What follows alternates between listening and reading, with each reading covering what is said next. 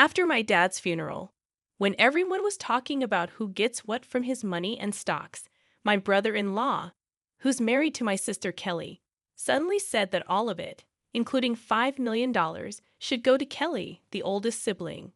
My sister and brother-in-law were happy, but the lawyer told them they couldn't just decide that.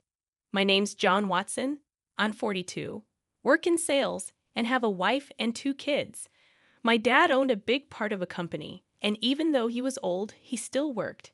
My sister Kelly, who's older than me, has always been a bit of a problem for our parents with her bad behavior. My sister, who's now in her middle years, still doesn't have a steady job and just lives her life however she wants. I've never really liked her, so I've always kept my distance. Then, when she turned 50, out of the blue, she brings home this guy and says, "I'm getting married." The guy, Chris Adams, is younger and good-looking, but he's pretty lazy and not very pleasant.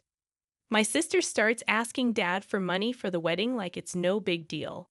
She blows through the cash real quick and then has the nerve to ask for more, which really upsets Dad. She figures she'll inherit everything eventually, so why not? I just watch her with a cold stare. Less than a year after she gets married, Dad has a heart attack while playing golf and passes away a few days later. It hits me hard, and I feel really sad. The sudden news of Dad's passing shocked all his friends, and our phones wouldn't stop ringing with condolences. But I couldn't just sit there and cry. I took charge, helping my stunned mom with all the arrangements for the funeral. As usual, my sister was nowhere to be found, off doing her own thing. After the funeral, utterly exhausted, Mom and I finally got a chance to catch our breath. But the very next day, a lawyer showed up at our door to talk about Dad's will. Mom and I already knew what was in it, but my sister and her husband barged in, clueless about the whole thing, and dropped a bombshell. All of Dad's stocks and the $5 million inheritance will go to my wife, the oldest daughter. So, hands off. Mom and I were speechless at their audacity. "We did it, Kelly. Now we're set for life," cheered my brother-in-law, fist pumping with joy. The lawyer, clearly surprised, spoke up, "Hold on a minute." As my sister glared, the lawyer gave them a stern look and said, "Kelly, you're not entitled to any inheritance." My sister and her husband were stunned, protesting, "That can't be right. Kelly's the oldest daughter, she should get everything." It was clear my brother-in-law had been banking on that inheritance, assuming my sister would get it all. Their expressions shifted as the lawyer spoke softly. "Did you not know? Kelly is not Mr. Watson's biological child." Suddenly, my sister's face paled, her eyes darting to our mother. "Mom?" Our mother wore a complex expression. While I had always known my sister was a half-sibling, it seemed she had been kept in the dark. She began shaking our mother, almost frantic. "Mom, what does this mean?" "Kelly, you're from my previous marriage," our mother muttered, shaken by my sister's grip. My sister, who had often teased me about being the favorite child, now wore a stunned expression. "But if she was legally adopted, she should still have inheritance rights," my brother-in-law interjected, his voice rising. "Isn't that so, Kelly?" "Yes, that's what I thought," my sister replied. But our mother shook her head. There had been no legal adoption. Both my sister and brother-in-law seemed incredulous. "That can't be. I'm the oldest daughter. Even Dad said so." My sister's anger turned towards me. "I won't let you take everything," she snapped, to which I responded, irritated by her entitlement. "After all the support Dad gave you, you still say that? Be quiet." "I'm his rightful heir." My sister and brother-in-law protested. But what's wrong with a father supporting his daughter? I sighed, feeling the weight of the situation. While it's normal for parents to support their children, my sister had been using my father's money to settle debts and deal with various troubles. Mrs. Watson, John, who had been silent until now, suggested, "Why don't we let Kelly see the will too?" "The will?" "I have no idea about that," my sister panicked, although it was her own fault for not paying attention. Dad wanted us all to discuss the will's contents when he made it. But my sister brushed it off and went out to play instead. When I pointed this out, my brother-in-law gave her a fierce glare. What were you thinking? This was important. Faced with the question of what to do next, they agreed to hear it. The lawyer then revealed Dad's will, stating clearly that the inheritance was for me and my mother. It also explained why Dad didn't adopt my sister. Initially, he intended to, but he grew disappointed with her behavior towards me, her half-brother, and her reckless spending as she got older. So, I actually have no inheritance rights. Realizing this, my sister was stunned. Damn it! What now? Suddenly, my brother-in-law raised his voice, accusing, "You lied to me. You said you had money." His demeanor turned aggressive, leaving my mother and sister shocked. But I wasn't surprised. My brother-in-law had often shown his greed. Perhaps he even married my sister for her money. "Kelly, don't come back until you've got some money," he commanded. "Wait, Chris? What do you mean? I thought I was going to be wealthy. What a letdown." Roughly pushing past my sister, my brother-in-law stormed out of the room. Left behind, my sister glared at us, her face red with anger, and cried out to our flustered mother, "Mom, why didn't you have me adopted? It's not fair that only you get the inheritance. I should have gotten something too. But you didn't handle it right. This is awful, Mom," she sobbed, making a scene.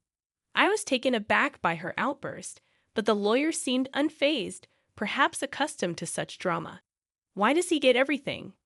"Because I'm Dad's son," I responded, and my sister's eyes filled with anger as she lunged at me, shouting, "You! It would have been better if you were never born." I thought to myself that even if I hadn't existed, Dad would likely have made the same decision given my sister's character. Before I could say anything, the lawyer calmly intervened.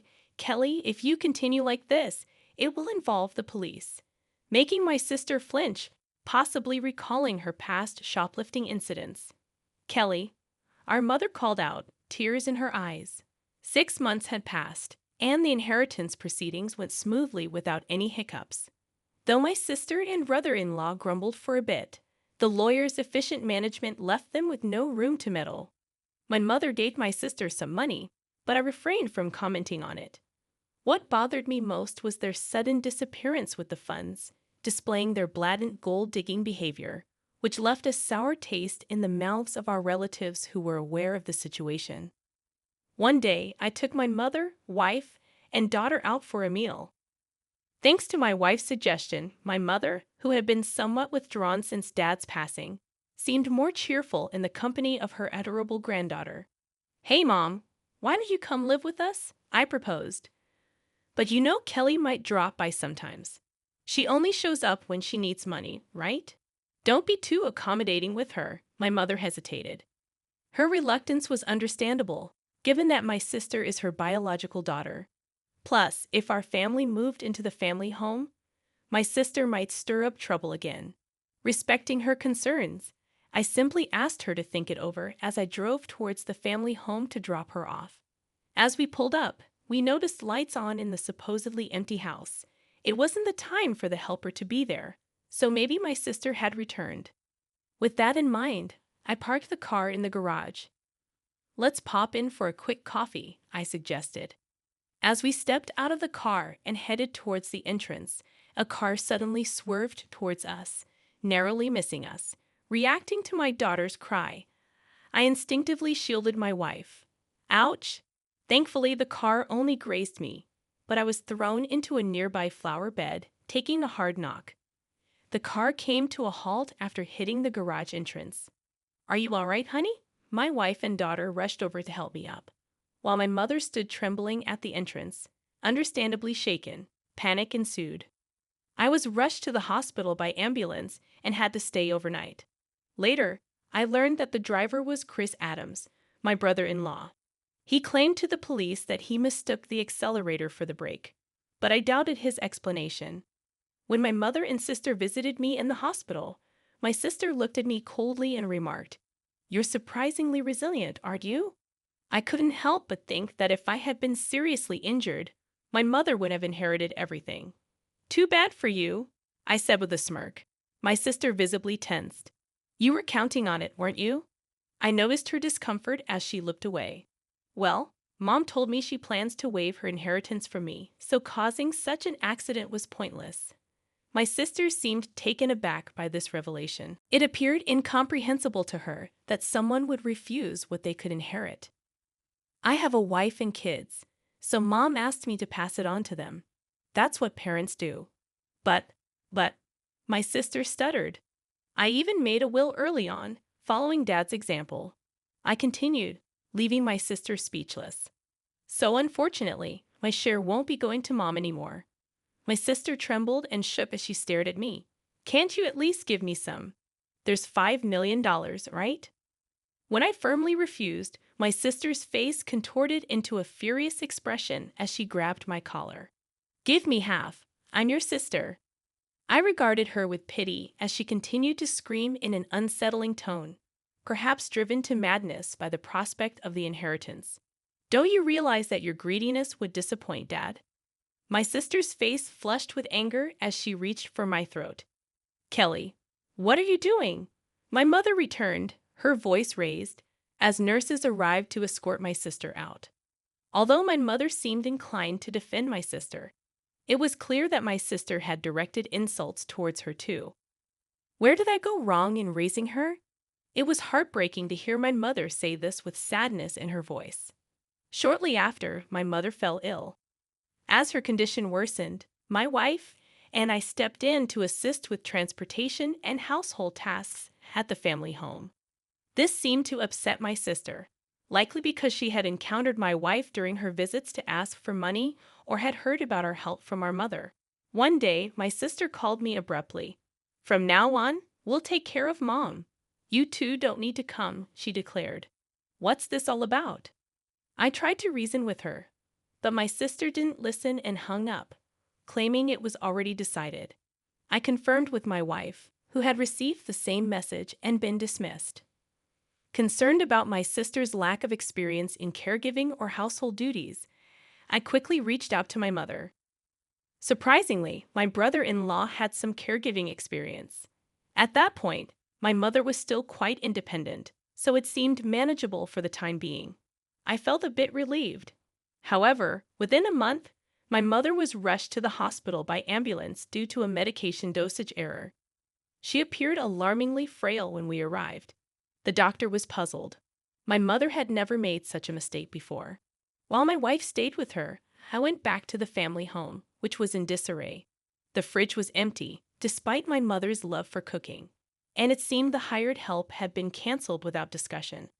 I felt ashamed for even considering trusting my sister and was furious. A significant amount of money had been withdrawn from my mother's bank account, even though her bank card and PIN were secured in the safe.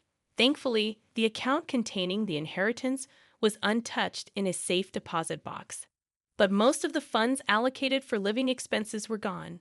I gathered essential items for my mother's hospital stay, along with her bank card, and returned to explain the situation to her. Did Kelly? My mother seemed unaware of the bank card situation.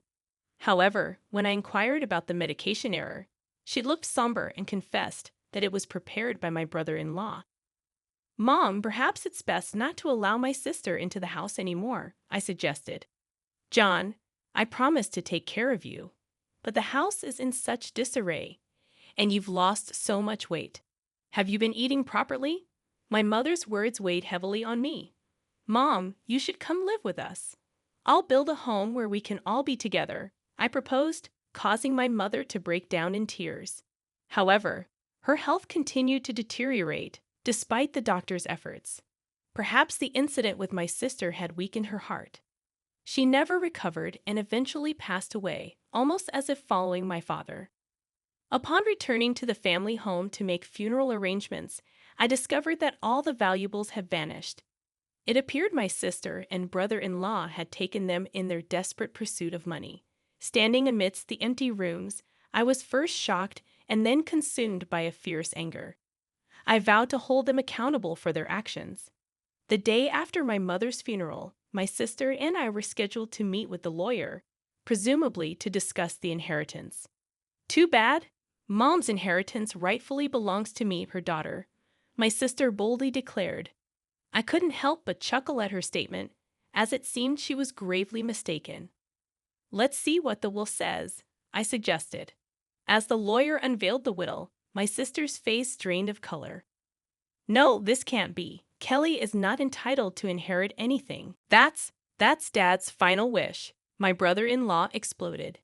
However, the lawyer calmly reiterated the same statement. This is absurd. Kelly is that old woman's biological child. My brother-in-law erupted, sweeping items off the table in anger. You can't deceive us. Give us the inheritance now. Chris, did you try to harm my mom? I confronted him. He shot me an irritated glare. What? I never did such a thing, he retorted. Then why was there a mistake with her medication? I pressed further. My brother-in-law scowled in annoyance. Who cares about that, John? It's outrageous that we're not getting any inheritance, my sister interjected, seemingly losing her composure. What have you done? I asked her, stunned. It seemed she hadn't rushed over after hearing about our mother's passing, but had been banking on the inheritance to cover her expenses. Tell me this isn't true. I'm getting nothing. My sister demanded of the lawyer. Well, the lawyer began, carefully explaining the legal distribution of the inheritance. However, after deducting the amount my sister had withdrawn and the items she had sold, there was almost nothing left. She scratched her head in frustration. This outcome was reached after consulting with the lawyer in advance, I interjected.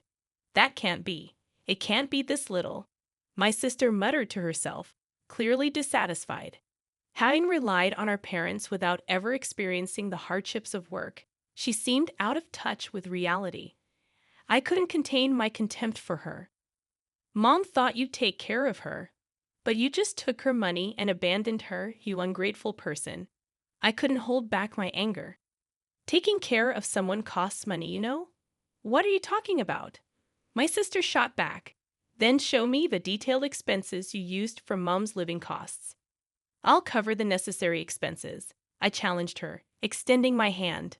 My sister's face paled, and her lips trembled. I don't have that. Without receipts, it won't be recognized, the lawyer emphasized, leaving my sister speechless. Facing her, my brother-in-law attempted to sway me with a pleading tone. John, your sister really needs help. Can't you lend her a hand, even just a little? I declined firmly, feeling my frustration growing, and it seemed my brother-in-law was reaching his limit too. If everything had gone as planned, Kelly would have had the entire inheritance by now, he muttered. What do you mean by that time? I questioned, but before I could delve deeper, my brother-in-law let slip a revealing comment. Because of this guy, nothing ever goes smoothly. I was supposed to get a new car, but all I got was barely enough for repairs. My sister desperately tried to interject, but it was too late. That's a serious accusation. It sounds like fraud, the lawyer remarked, holding a recorder and smiling at the couple. What? That's illegal. I clearly stated at the outset that this meeting would be recorded, and you both agreed to it. My brother-in-law paled upon realizing his mistake. Turning to him, I declared, Chris, I'll be pressing charges for that accident. Don't be absurd. There's no evidence. You've just provided the evidence yourself. My sister burst into tears and shook my brother-in-law in frustration. You fool, it's all your fault. What are we going to do now? Eventually, my brother-in-law faced criminal charges. His previous offenses also came to light, leading to his detention by the police. My sister, implicated as an accomplice, received a lesser sentence. However, unable to afford her rent, she sought help from relatives but was rejected by everyone. As for me, I continued to work diligently without relying on any inheritance, finding solace in the dividends from stocks as a small pleasure. My name is Susan Miller. I'm 47 years old. I've been married to John for 25 years. Our family includes John, who is also 47, and our daughter Emily, who is in high school. But something happened because of John that almost broke our family apart. It all began when John forgot his phone at home one day when he went to work. He's always on that thing during meals. It's no wonder he leaves it behind sometimes. When I picked up his phone, I saw messages from a woman I didn't know. Are you coming over today or staying with your wife? I need to talk to you, Mia, so please come over. What is all this? I panicked as I read the shocking messages. Then my husband John, realizing he'd forgotten his phone, returned home. Do you know where my phone is? It looks like I left it at home. Come on, if you have it, just give it back. I'm going to be late for work. What's going on? Who's this legal wife? And who's Mia? When I confronted him, John seemed surprised at first but then sighed heavily and began to explain. I was planning to tell you about this. I had everything prepared, but I guess getting caught now is probably the right timing. The right timing? What do you mean? Just like you're thinking, I have a mistress. Those messages you saw were from her. What? You've been cheating. For how long? I guess it's been over 15 years now. Over 15 years? Yeah, her daughter is in junior high school now.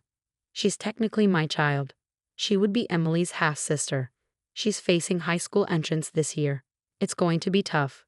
So I'm planning to divorce you and marry her. I intend to support my daughter as a father. I couldn't understand what John was saying at all. Daughter Emily is your daughter too, isn't she? Don't you care about her? I didn't say I didn't care about her. Emily has been my precious daughter for 17 years too, but I don't plan to take her with me. It would be awkward to have a daughter who's not biologically related to her mother and the family, you know. Everyone will feel uncomfortable. So I'll leave Emily to you. In return, I'll make sure to pay child support until she graduates from college. And if Emily reaches out, I'll be willing to talk. So that should be fine, right? Are you serious? I'm dead serious. In fact, I think I'm offering a pretty good deal. Oh, and here, I shouldn't forget to give this to you. What's this? I've already filled in my part, so just write down yours and submit it. Let me know once you filed the divorce papers. I'll come to pick up my stuff once the divorce is finalized. Wait a minute. What are you saying? You're not coming back. Yeah, I'll be living at her place from now on. I'll talk to my folks. You just take care of Emily and don't do anything unnecessary. Well then, thanks for the last 25 years. Take care. Hey, just wait. John handed me a divorce paper and left the house in his usual attire for work. I'm sure her place must have been prepared with all the living necessities for him. How could this? What am I supposed to do now? What's wrong? Why are you upset so early in the morning? Did something happen? My daughter Emily, who was home for the school holiday, came over to me as I was feeling distressed. I shouldn't have burdened her with such heavy news, but in that moment, I ended up telling her everything. Dad has a mistress. He gave me this and left. What? Cheating? And this is a divorce paper? Is Dad serious about this? Why would he? He apparently has another child with his mistress. A child? So I have a half-sister? Yes, from another mother. And what did he say about it? He said he'll pay child support. To take care of you. What about apologies to you? Well, you're the one most affected, Mom. And there are no apologies.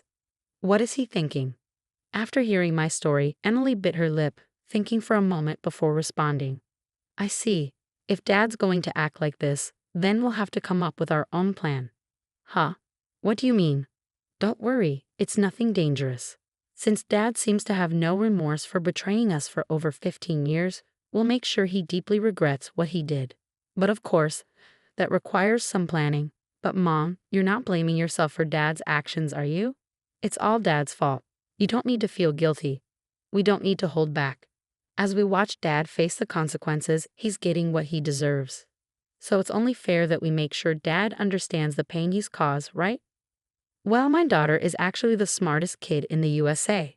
Her intelligence has amazed adults since she was little. She probably already has a plan in mind for this. Just wait, Mom. I promise I'll make Dad regret what he did. With that, Emily wore a mischievous smile. A month later, Emily and I had settled into our new routine, just the two of us. The door creaked open, and in walked my husband John, but with patches of his hair shaved off as if by a clipper. The first thing he said was, "What the hell were you thinking?" Dad stormed into the house with clippers in hand. "After hearing everything from you, look what you've done to me," he said, pointing at his patchy haircut. John went on a tirade. He explained how he was relaxing at his mistress's house when suddenly his father showed up with clippers and gave him an unplanned haircut.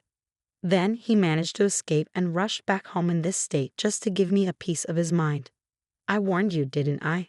I talked to Dad, so you weren't supposed to do anything unnecessary. You know how much Dad hates dishonesty.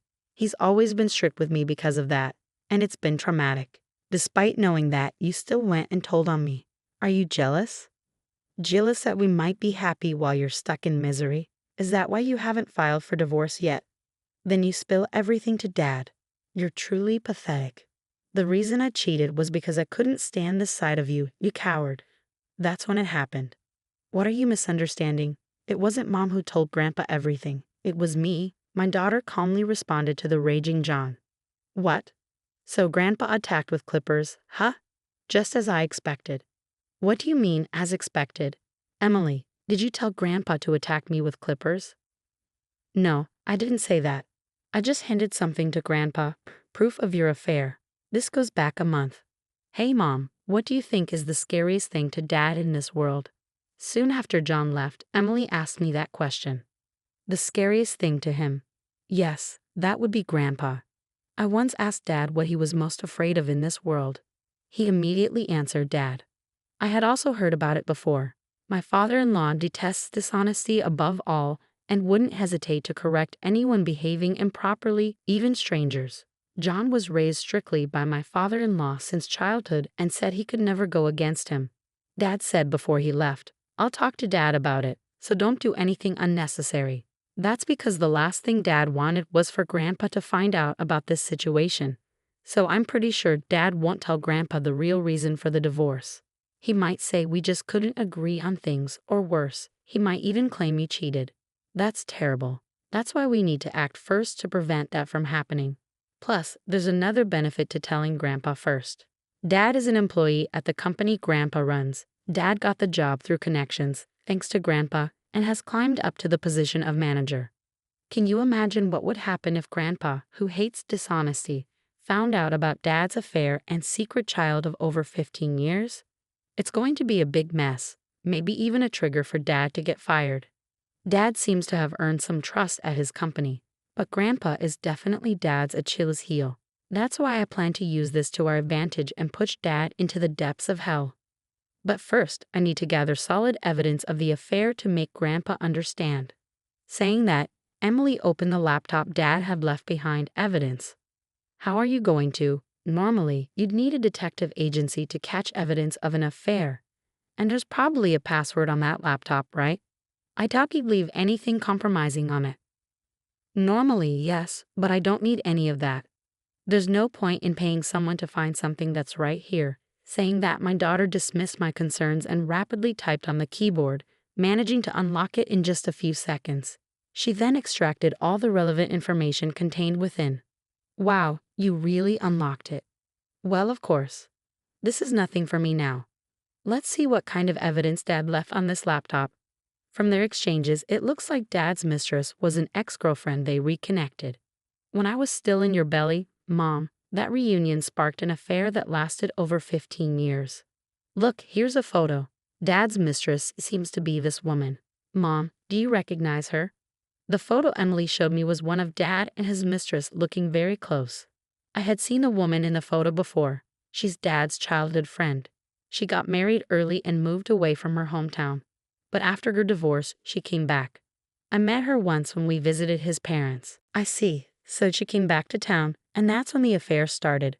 I'm truly appalled by my own father. Suddenly, Emily froze upon seeing a particular photo. What's wrong?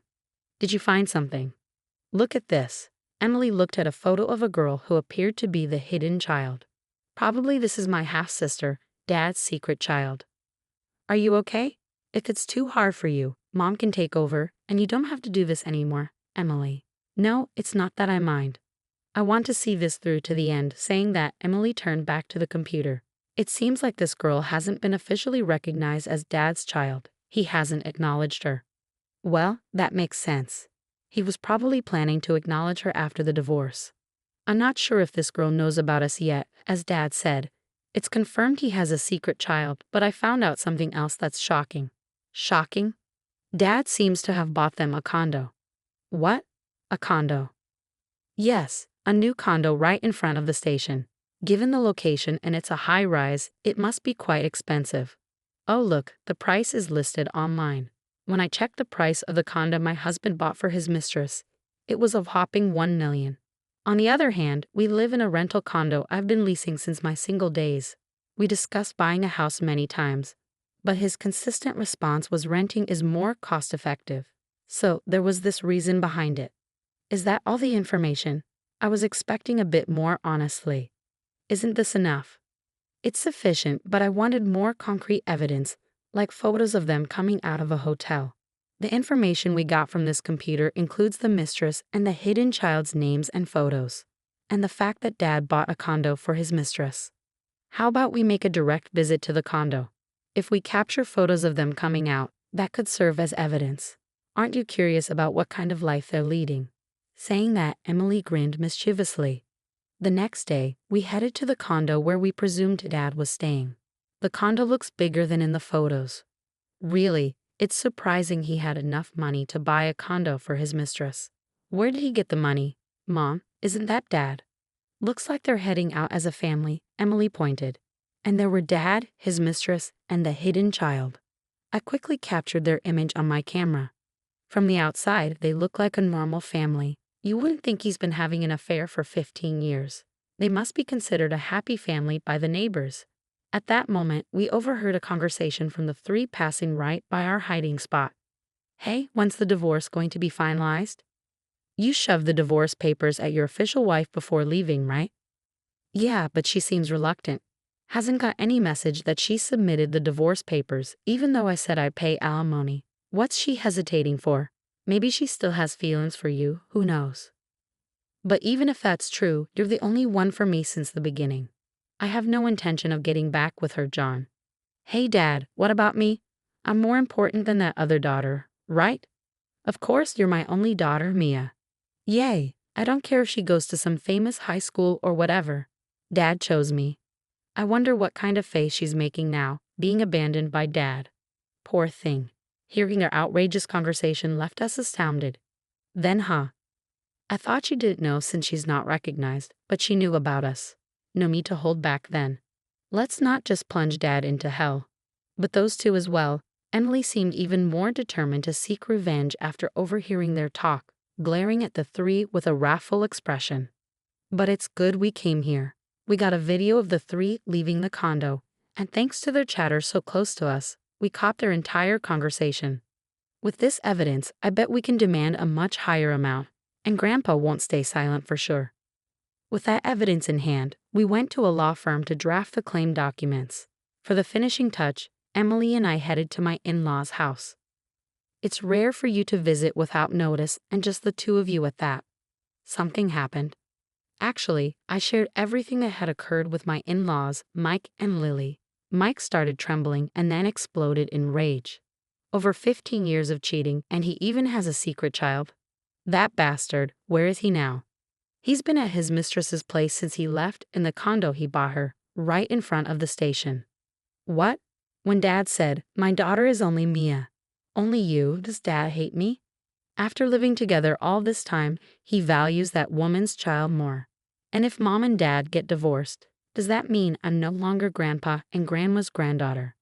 I don't want that, Emily. That's not going to happen. Even if they get divorced, you're our only granddaughter. Don't worry, Grandpa will make sure he pays for this. His expression was exactly like Emily's that time. He had a look of burning vengeance on his face. And then, a few days after we left his house, Mike, armed with a clipper, raided the apartment where he was staying. That's how we got to this point. You did this. Sorry to shock you, but I have something to give you.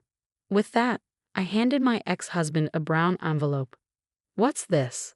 Open it, you'll see.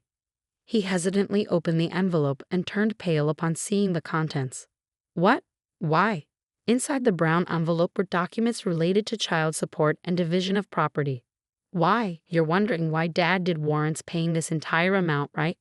I can't understand why you'd question that, but this amount is just since you seem not to understand. Let me explain. It was determined by several factors. I think what Dad has to pay Mom is fair. For that amount, I still have an issue with the amount, but this division of property is absurd. Why do I have to sell the condo I bought? That's ridiculous. I thought you'd say that. What? The condo you bought for your mistress in your name is subject to division of property. That's a well-established fact. It's not something you can argue against. What about them then? You're not telling me they have to leave, are you? Exactly. If a house is being sold, the people living there need to leave. You're heartless. I'll throw those words right back at you. After all these 15 years, you've really outdone yourself in deceiving us, you coward.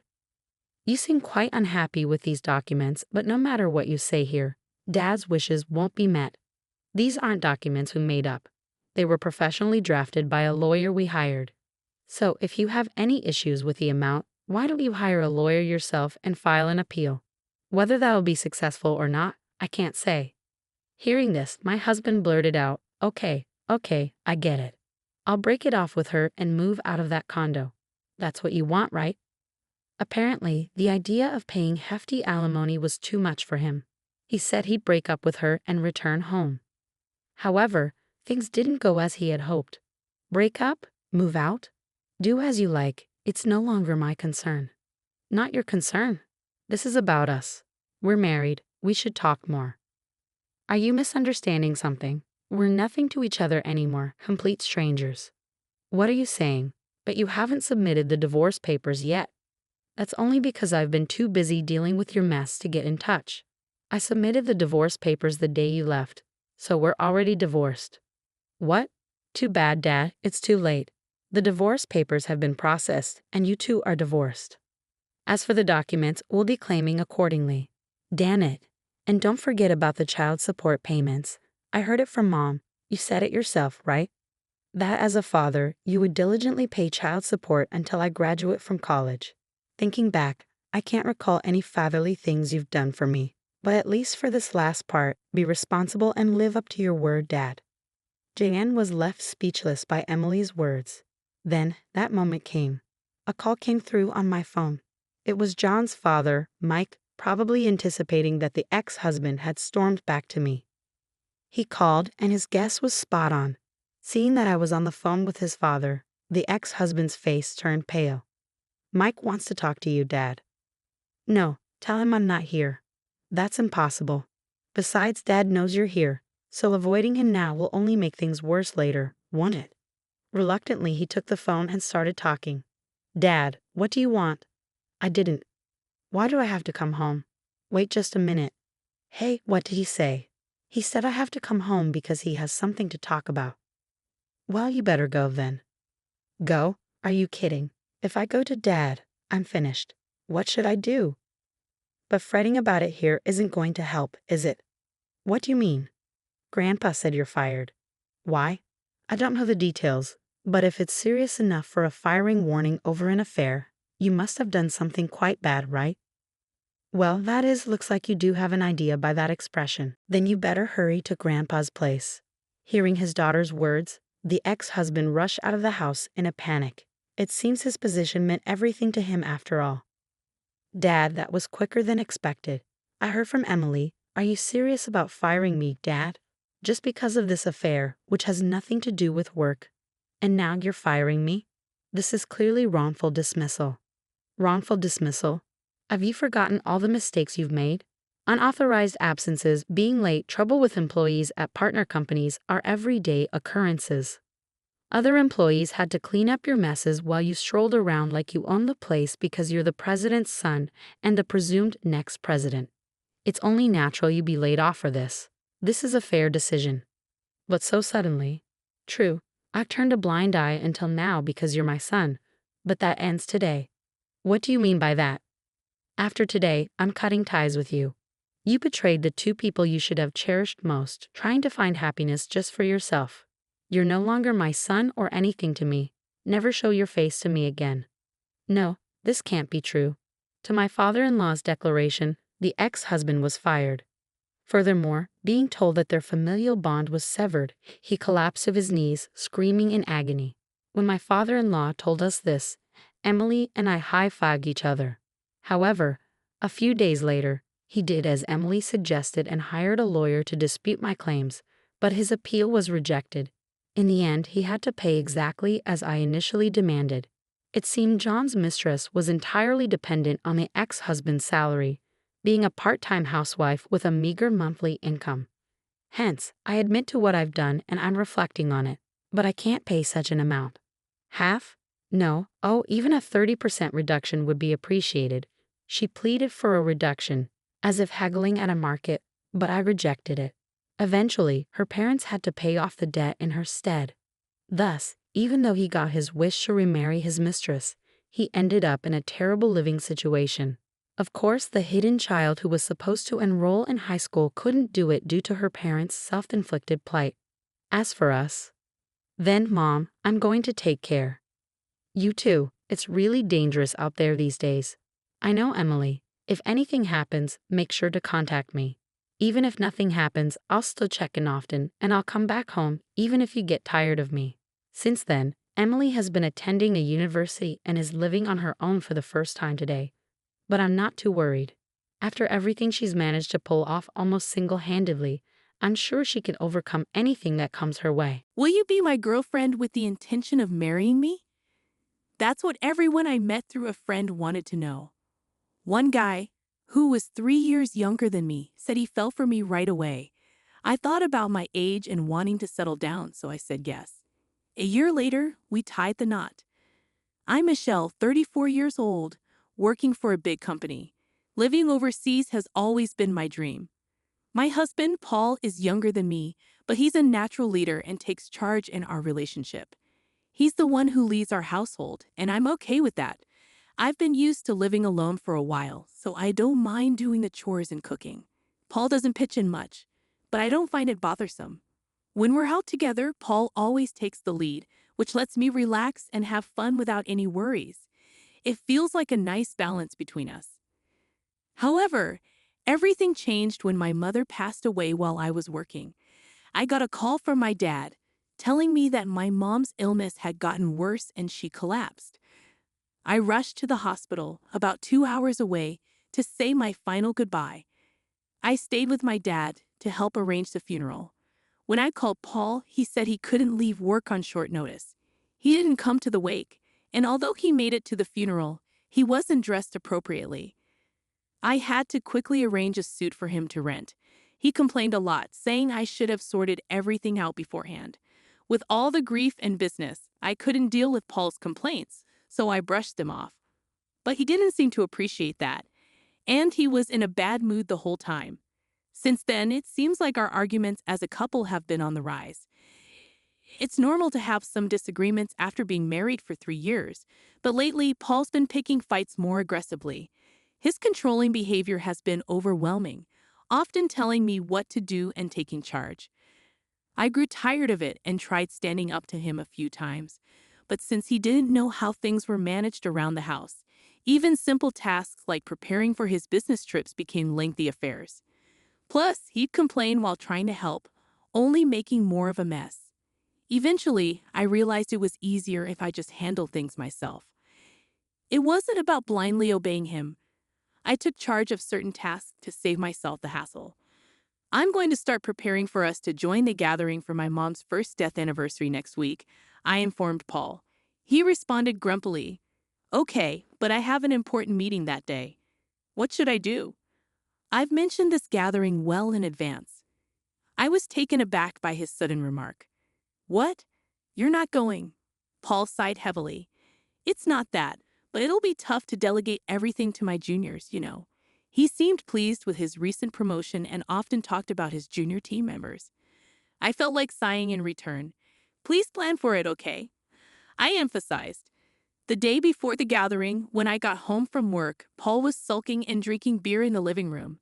"I'm sorry I'm late. I had to work overtime." I apologized. I could tell he was upset because I was late and dinner was delayed. "I've been waiting here for an hour just as I thought," he grumbled. "But it's just 1 hour, isn't it?" I reasoned. If he couldn't prepare dinner, he could have gone out to buy something. I had informed him of my late arrival time. He could have taken some initiative and handled things on his own. Suppressing the urge to speak my mind, I handed him a takeout box. I thought it'd take too long if I cooked, so I picked this up on my way home instead. I explained. In response, Paul slammed a glass of beer onto the table. Takeout again. Aren't you slacking off a bit too much lately? The last time I brought home takeout was about 2 weeks ago. True, I've been busy lately and maybe I haven't been cooking elaborate meals every day. But I always make sure we have a balanced diet and rarely rely on prepackaged items. Still, I didn't think I deserved that kind of criticism. As I debated whether to respond, Paul, misunderstanding something, decided to add insult to injury. Can't say anything because it's true, huh? Do your chores properly. You've been coming home late lately, claiming you're working overtime. You're probably just out having an affair, Paul shouted. His words ignited a wave of anger that had been simmering inside me. Enough was enough. If you know I'm working late, the least you can do is prepare dinner for us. It's okay if you can't cook. Getting takeout isn't too difficult, is it? I always let you know when I'll be late. And despite being busy, I handle all our household chores. There's no need for that kind of attitude, I asserted. Paul shot me a glare. You know what? You're 3 years older than me. I could have married someone in their 20s, but I chose you, an older woman. Show some appreciation and do as I say. No one else would want you, so you'd be in trouble if I left, wouldn't you? Did he really just say that? I was furious and couldn't hold back any longer. Then maybe you should have married a younger woman when we started dating before we got married. I asked if you were okay with me being older, and you said yes. That's why we got married. Even without you, I could manage my life. I retorted. Paul scoffed at my words. Whatever, let's get a divorce. With that, he grabbed his beer and the takeout box and stormed off to his room. We had arguments before, but this was a first. I was done with him. I decided to eat my takeout dinner to calm my nerves, assuming Paul was probably just irritated because he was hungry. But even as I filled my stomach, I couldn't shake off the disbelief that this was all happening the day before my mother's first death anniversary. After a while, I called out to Paul from outside his room, "We need to leave by 8 a.m. tomorrow, so I'll wake you up around 7. There was no response, but I sensed he was awake. With those words said, I went to bed, feeling unsettled. The next morning, when I woke up early, Paul was already gone. The bags I had packed were still in the room, indicating he hadn't left for the gathering without me. Where had he disappeared to? I called his cell, but got no answer. My texts went unanswered too. Left with no other option, I left a voicemail and began getting ready to head out alone. I managed to reach Paul while waiting at the train station. I have to go to my meeting. I can't leave it to my juniors, after all, was all he said before the call abruptly ended. Overwhelmed by a mix of anger and resignation, I found myself in a state of stunned confusion. Before I could process it further, the train arrived, carrying luggage for two, but I boarded alone. When I arrived at my father's house, he anxiously inquired, "Where's Paul?" Seeing my father's sadness since my mother's passing, I didn't want to add to his worries. Taking a deep breath, I forced a smile and replied, "Sorry, he got called into an important meeting. He was supposed to come here, but he recently got a promotion, and it sounded urgent, so I suggested he prioritize that." My father nodded understandingly. "I see. He's working hard. It's a shame I couldn't see him, but your mother would understand. Let him know he's always welcome to visit." Though his words stung a bit, I kept up the smile throughout the day. With no word from Paul, the night passed without any contact from either of us. Planning to stay overnight and return home the next day as originally intended, I felt a bit childish for not reaching out to him. Maybe I'd cook his favorite dish, hamburgers, tomorrow to make amends. With that thought, I went to bed. The next day, after leaving my father's house and arriving home around noon, I decided to drop off my bags before heading to the grocery store. As expected, dirty laundry was strewn around the living room, a sign that Paul still hadn't grasped how to use the washing machine. Sighing, I gathered the laundry and tossed it into the washer along with my own. Taking a break and returning to the living room, something on the table caught my eye. As I got closer, disbelief washed over me. There, sitting on the table, were divorce papers, already signed by Paul. Why? I stared at the papers, bewildered. Was this his way of asking for a divorce? Pulling out my cell phone from my bag, I realized it should be Paul's lunch break. I wasn't sure if Paul would answer, but to my surprise, he picked up on the first ring. "Paul, what's the deal with these divorce papers?" I asked, trying to keep my voice steady. On the other end, Paul laughed. "What do you mean? It's pretty straightforward. I don't want an older wife who won't do her share of household chores. That's why I've decided on a divorce. If we split, I can find someone younger and more appealing. After all, a wife is like a status symbol, isn't she? It's hard to boast about you being older when my colleagues ask. Dodging the topic isn't exactly simple." I was speechless, utterly lost for words. If you don't want a divorce, then start pulling your weight around the house. I'll be home as usual today, so make sure to grab some beer, all right? But if you're set on this, take the divorce papers to the family court. "The ball's in your court," he said before hanging up abruptly. The call left me stunned, unable to utter a single word. It seemed Paul believed his ultimatum would force me to comply. All this time, I'd done the chores not out of fear of him leaving, but because I disliked having to ask him. He likely assumed otherwise, presuming my compliance stemmed from a fear of abandonment, given his dominant nature. Being married to a younger man might draw envy from others, but in reality, there's nothing particularly remarkable about it. I often found myself emphasizing his age, but truth be told, he's quite average in appearance, personality, and income. Describing him as younger was simply convenient. Initially, the age gap concerned me, but now that we're both in our 30s with only a 3-year difference, it feels insignificant. Had the gap been wider, perhaps I feel differently, but constantly being labeled as the older wife when we're essentially peers feels disheartening. I grabbed my bag and made a beeline for the family court. As I handed in the divorce papers, a wave of relief washed over me. Despite thinking we were doing okay, it's clear things are over now. But I can manage without Paul. With that realization, a weight lifted off my shoulders, prompting me to reach out to my boss and request a few days of paid leave. Luckily, work had just eased up, so he granted me about a week off. Now that I'm divorced, it's time to sort out my belongings. Thankfully, I didn't have much to begin with, so tidying up was a breeze. I stashed the larger items in a storage unit, packed my essentials and clothes into the car, and on a whim, decided to head to a hot spring resort. It seemed like the off-season for hotels, so I managed to snag a cheap room on the spot. The thrill of the drive filled me with excitement. As I soaked in the hot springs and lounged in my room, my phone suddenly rang. "Michelle, I asked you to pick up beer, didn't I? Where are you?" I couldn't help but chuckle, recalling Paul's usual routine. "I'm actually at a hot spring resort right now," I replied. "What? A hot spring resort? Why?" Paul's confusion was evident in his voice.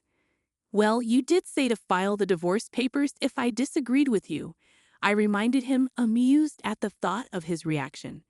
"Wait, you actually filed them?" Paul sounded flustered. "Of course I did." "Why? Is something wrong?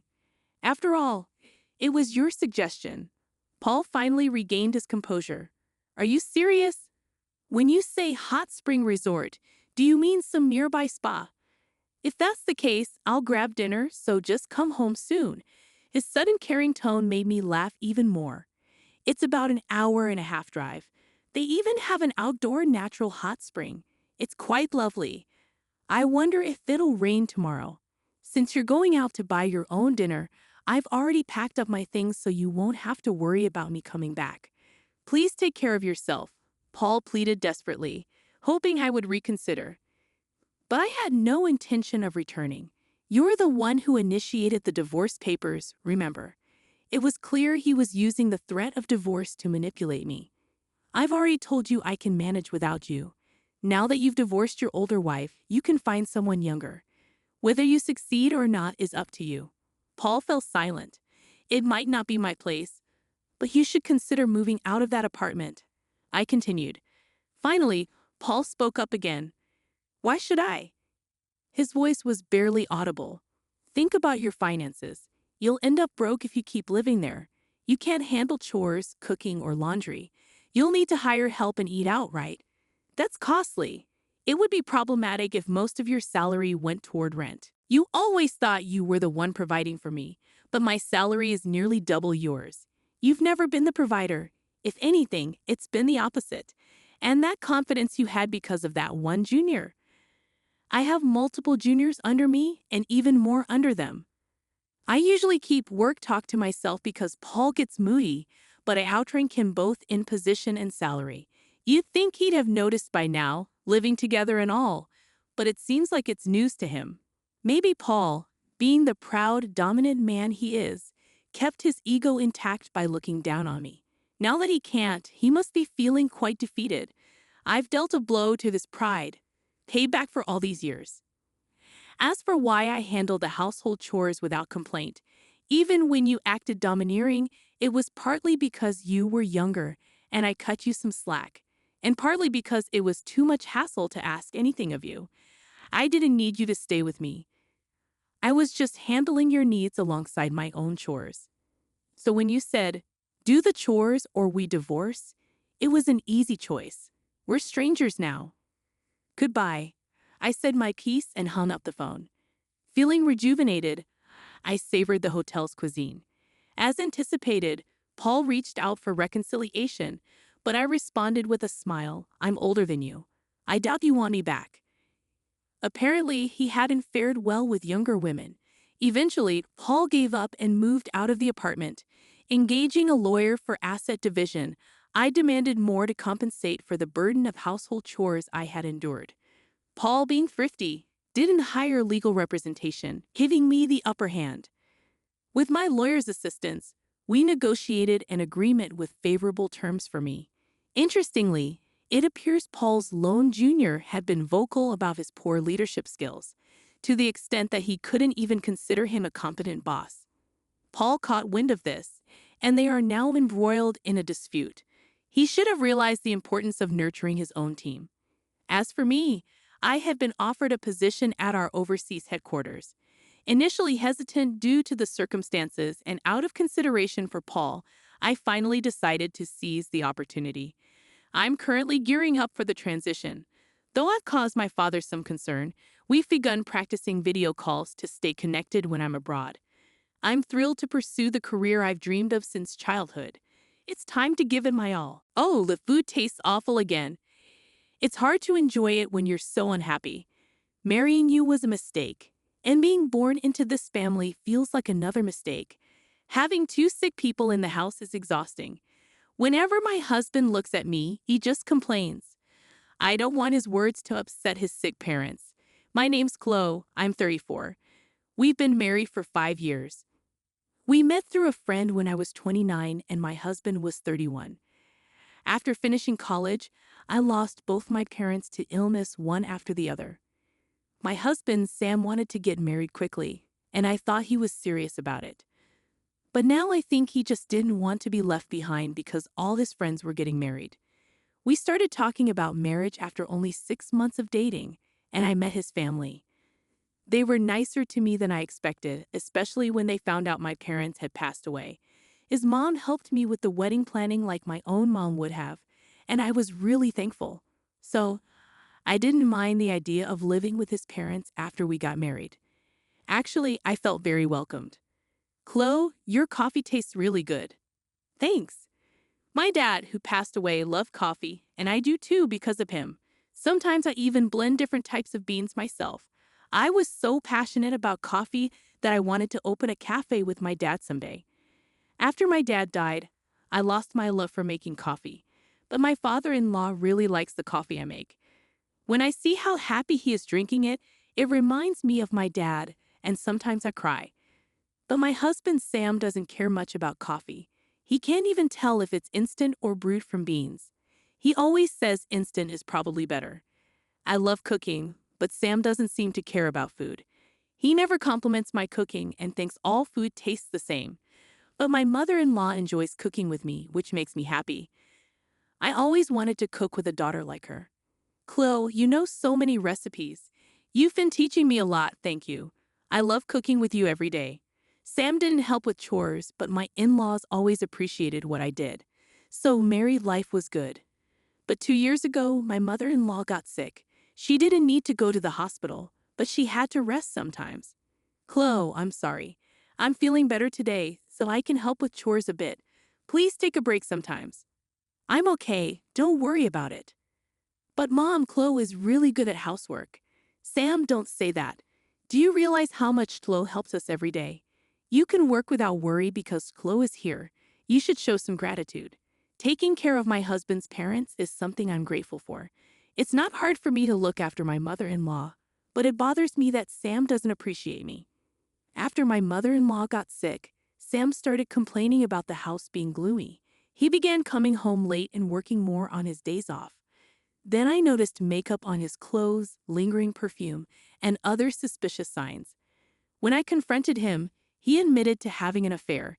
He said he met her at a bar where he went with colleagues because he didn't want to come home early and help with caregiving. I was shocked by his lack of guilt and the ridiculousness of his excuse for cheating. It made me angry and frustrated to think he was doing this while I was taking care of the house and his mother. But my father-in-law got really mad and scolded Sam, who seemed to feel really sorry at that moment. He said sorry and promised not to cheat again. So I decided not to divorce him. But honestly, I was more worried about leaving my sick mother-in-law than staying with Sam. I couldn't imagine Sam taking care of his mom, and I thought it would be hard for my father-in-law, who was still working, to do it alone. Then, when my father-in-law turned 65, he retired. On the day he retired, Sam was more interested in how much money he'd get from his dad's pension than appreciating his dad's years of work. It seemed like Sam was counting on getting some of his dad's pension, but his dad's answer was totally unexpected. "I can't give you any money from my pension," he said. "I'll only get enough to live on." What? So why did I put up with everything all this time, taking care of my mother-in-law and living with her? What are you talking about? You barely do anything to help your mom. Just living in the same house doesn't count as taking care of her. After that, Sam's mean words got worse. It seems he only acted sorry when caught cheating because he was hoping to get some of his dad's pension. I should have married a richer woman. This marriage was a mistake. Stop it, Sam. Chloe has been good to you. Shut up. My mom is just a bother. How can you talk about your own mom like that? This house is so sad. I'm stuck with a useless wife, a boring dad, and a bothersome mom. Even though his father-in-law warned him many times, Sam wouldn't listen, so he started working more, even on weekends. I can't help but think he's cheating again, just like before. But then my father-in-law fell in the garden and hurt his back badly, so he couldn't get out of bed. Taking care of my in-laws was hard, but they cared for me and always seemed sorry, so I didn't mind too much. But it bothered me that Sam wouldn't help at all. I'm sure my in-laws would be happier if their own son took care of them instead of me, who isn't related by blood. Sam, can't you help with your parents? Why should I? They're your parents, not mine. Can't you at least be nice to them? I got stuck with a bad wife, and now I'm stuck with bad parents too. I just can't catch a break. I can't help but think my in-laws are the real losers for having a son like me. I still have a feeling that Sam might be cheating, but I can't leave because my in-laws are sick. If I go, Sam will probably neglect them. I don't want to stay married to him, but I can't ask for a divorce because I worry about my in-laws.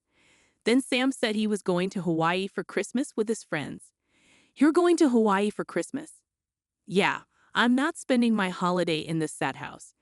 I need a break in sunny Hawaii. Don't you want to stay here and spend Christmas with your parents? No way. Who'd want to spend their vacation here? Who I go with is none of your business. Is it a woman? Shut up.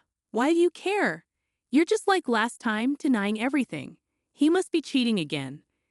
I wasn't surprised to find out, but I was disappointed in Sam's attitude.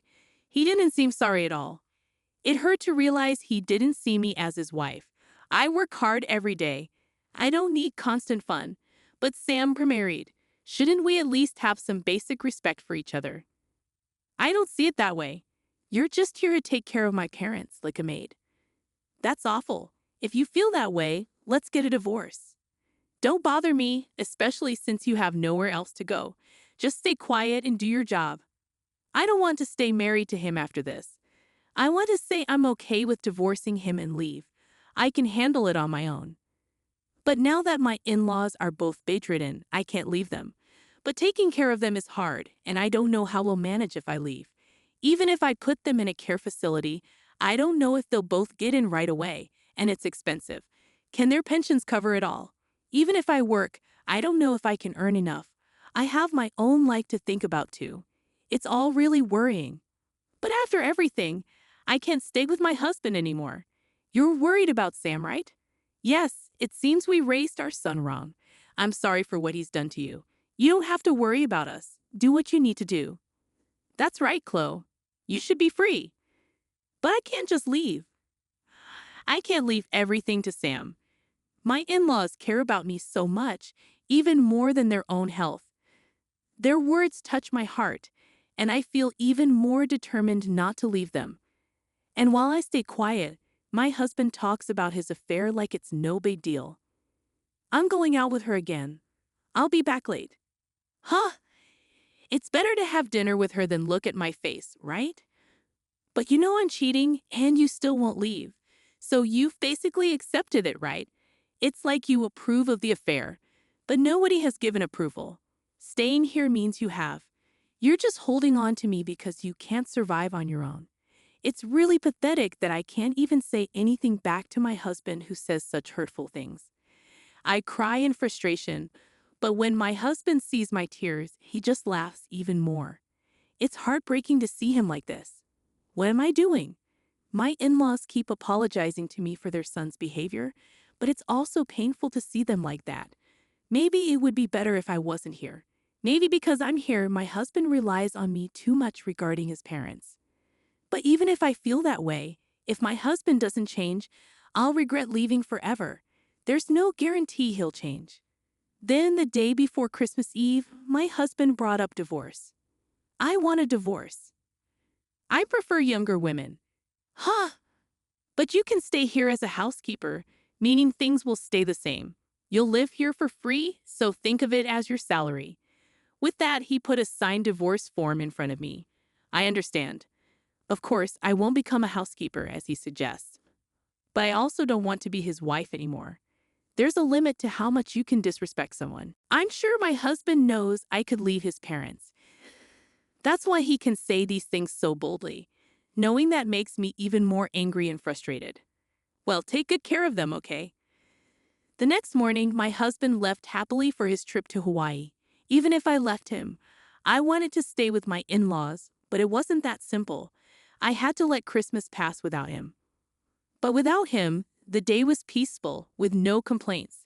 The three of us enjoyed Christmas dinner together, laughing while watching TV. Even though I knew I had to think about the future, I wished this peaceful time could last forever. And then, from the TV, I heard the Christmas song start. Merry Christmas, I'm used to. Suddenly, my father-in-law sat up in bed. All right, let's get going, dear. Okay, my mother-in-law replied as she quickly stood up. What's going on? Merry Christmas, Chloe. Merry Christmas. Merry Christmas, but is your back okay? How are you feeling? When I asked, they looked at each other and smiled. Then my dad gave me surprising news. On December 30th, my husband Sam came back from his trip. He called me sounding panicked. Hey, what's going on? Where are you? I can't reach Mom or Dad. Well, your parents have been busy with Christmas stuff, so they're resting. Where did you take them? Did you kidnap them? No way. They decided to go on their own.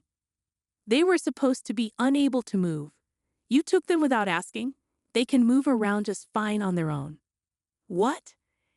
As soon as the Christmas song started, my in-laws stood up. Seeing my shocked face, my father-in-law said, "It's time for a fresh start," and laughed.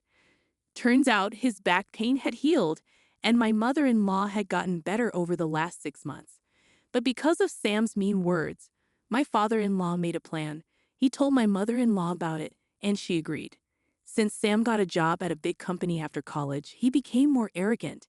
He'd often stay out late, but they weren't too worried because he was single. When he married me, his parents hoped he'd settle down. But 2 years ago, when his mom got sick, he didn't take care of her and cheated on me. He acted sorry, but his dad sensed something wasn't right. As his dad's retirement neared, Sam started talking about the pension, showing his greed. They knew he was being fake just to get the money. But when Sam found out there was no pension, he showed his true colors. This confirmed his father-in-law's suspicions. Actually, his dad got more pension, but he didn't tell Sam because he knew Sam wanted it. If Sam had been nice to his mom and me, they would have shared the money with him, even without the pension. It's sad it didn't happen that way, said his father-in-law sadly. When he fell and hurt his back, Sam said, "If you're bedridden now, you'll just be a burden." That made his dad stop seeing Sam as his son. So the parents decided to act like they were bedridden and make plans. He said sorry for causing me trouble. During that time, I noticed a for sale sign on our house. Why was it there? The meaning was pretty clear. Don't waste time. Our house was put up for sale. We moved out. What? I didn't know anything about this. Exactly. I don't want to live with you anymore, so I didn't tell you. My father-in-law bought a new house with his savings. The old house was supposed to be sold by a real estate agent, and we were supposed to leave by Christmas. But since we weren't going anywhere, we waited until yesterday when Sam left for his trip. It was funny how my father-in-law joked about moving when the Christmas songs played, but it felt like a new beginning for me too. All I had left to do was pack my stuff, which was easy. The movers were already booked, and everything was moved out by the 28th. Dad, did Sam get enough money from the pensions? He didn't tell you because he wanted it all for himself. What about the money from selling the house? I'm his son, so I should get a share. It's my right. Your dad is still alive, so it's not inheritance, right? But you know he's determined to spend all his money before he dies, so you won't get anything. He's still my dad. He doesn't want to be your dad anymore. Oh, and don't worry. I've already started divorce proceedings. But he bought a new house. When Dad dies, it'll be mine. Oh, the house my father-in-law kindly put in my name. There might be gift tax, but I think I can handle it with the property I'll get from you. What? This was the second time I caught my husband cheating, and he dumped all of his parents' care on me while he kept abusing me daily. I've been a homemaker for 5 years. With everything considered, I was told I'd get a fair share of our property. My father-in-law already talked to a lawyer about it. Your things are in storage, though there wasn't much. The lawyer has the key and will contact you later. Where am I supposed to go now? I don't know. Figure it out. That's not helpful. I told my girlfriend I'd be living in a nice house with a maid. Without a house or you, I'll look bad. I couldn't believe he said that to me. It reminded me he only thinks about himself. I didn't even want to talk anymore, so I hung up. Maybe you can do wrong without getting caught. My ex-husband's boss saw him in Hawaii during a work trip and found out. His company has strict rules, so he got demoted and a big pay cut. After my lawyer contacted the woman my ex-husband was seeing, she disappeared. Sadly, my ex-husband keeps asking to get back together, but I won't agree to that. Now he's struggling to pay his bills because he spent a lot on his mistress. He begged my lawyer to reunite us, crying about his problems, but the lawyer said no. Then my father-in-law recorded my ex's verbal abuse, and the lawyer was upset, saying it wasn't okay. So it's no surprise my father-in-law bought an old house with good air. I'm planning to turn it into a cozy cafe. We discuss ideas every day, trying to make it work. I don't know if it'll succeed, but I'm giving it my all. Seeing my in-laws happy makes me happier than anything else. I want us to keep living together, enjoying good coffee and getting along. I can still picture the day Jack strolled into my life like it was just yesterday. I was in a tiny cafe, sipping on their cheapest coffee and trying to sort out my thoughts. Then he walked in, looking like he stepped out of a movie scene. No fancy lights or music, just the jingle of the doorbell and the smell of stale coffee mingled with his aftershave. "Mind if I sit here?" he asked, flashing me a charming smile and pointing to the empty chair across from me. "Go ahead," I said, trying to play it cool despite my surprise at his sudden appearance. We hit it off right away, like two peas in a pod. We had the same interests, from binge-watching cheesy TV shows to arguing over the best pizza topping, pineapple, no doubt. Soon, we were serious about each other, not just casually hanging out. It felt like we had known each other forever. And before we knew it, marriage was on the table. But then came the tough part. Let me tell you, his parents were a handful. Meeting them for the first time was like stepping into a lion's den with a juicy steak strapped to my back. They had this way of smiling while silently judging you, deciding if you were up to par or not. "You're the one Jack can't stop talking about, huh?" his mom said, her tone more frosty than friendly. "Yep, that's me," I replied, trying my best not to let her intimidating aura get under my skin. His parents wasted no time in expressing their desire for us to sign a prenup. I wasn't interested in their money, but their approach left a sour taste in my mouth. "I'll sign your prenup," I told them. "But here's the catch. If one of us cheats, the cheater owes $200,000. Jack looked stunned, like I'd slapped him with a wet fish. "Babe, I'd never cheat on you," he insisted, his expression dead serious. "Yeah, well, my ex said the same thing before I caught him cheating," I shot back. It was either this deal or nothing. Jack eventually agreed, though his parents didn't seem too thrilled about it. We figured that settled the matter, but we were in for a surprise. One evening, we were cozied up on our old squeaky couch. We always talked about replacing it, but it held too many memories to let go. The TV droned on in the background, but we were too wrapped up in planning our dream trip to Switzerland. We knew it would stretch our budget thin, but we were determined to make it happen.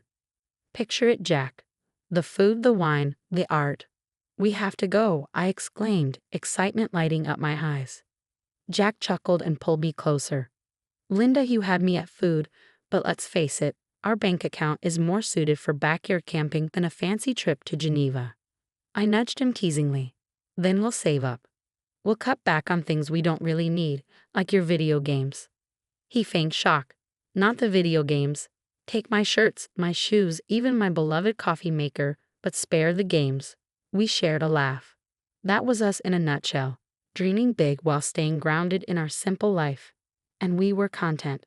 Our happiness didn't just lie in grand adventures, it was also in the everyday moments like Jack's attempts at cooking breakfast on Saturdays.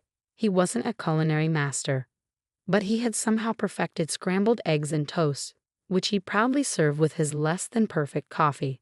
"I'm feeling scrambled eggs today. What do you think?" he'd ask, already making his way to the kitchen. "Only if you promise not to burn the toast this time," I'd tease back, adding, "and I'm taking charge of the coffee."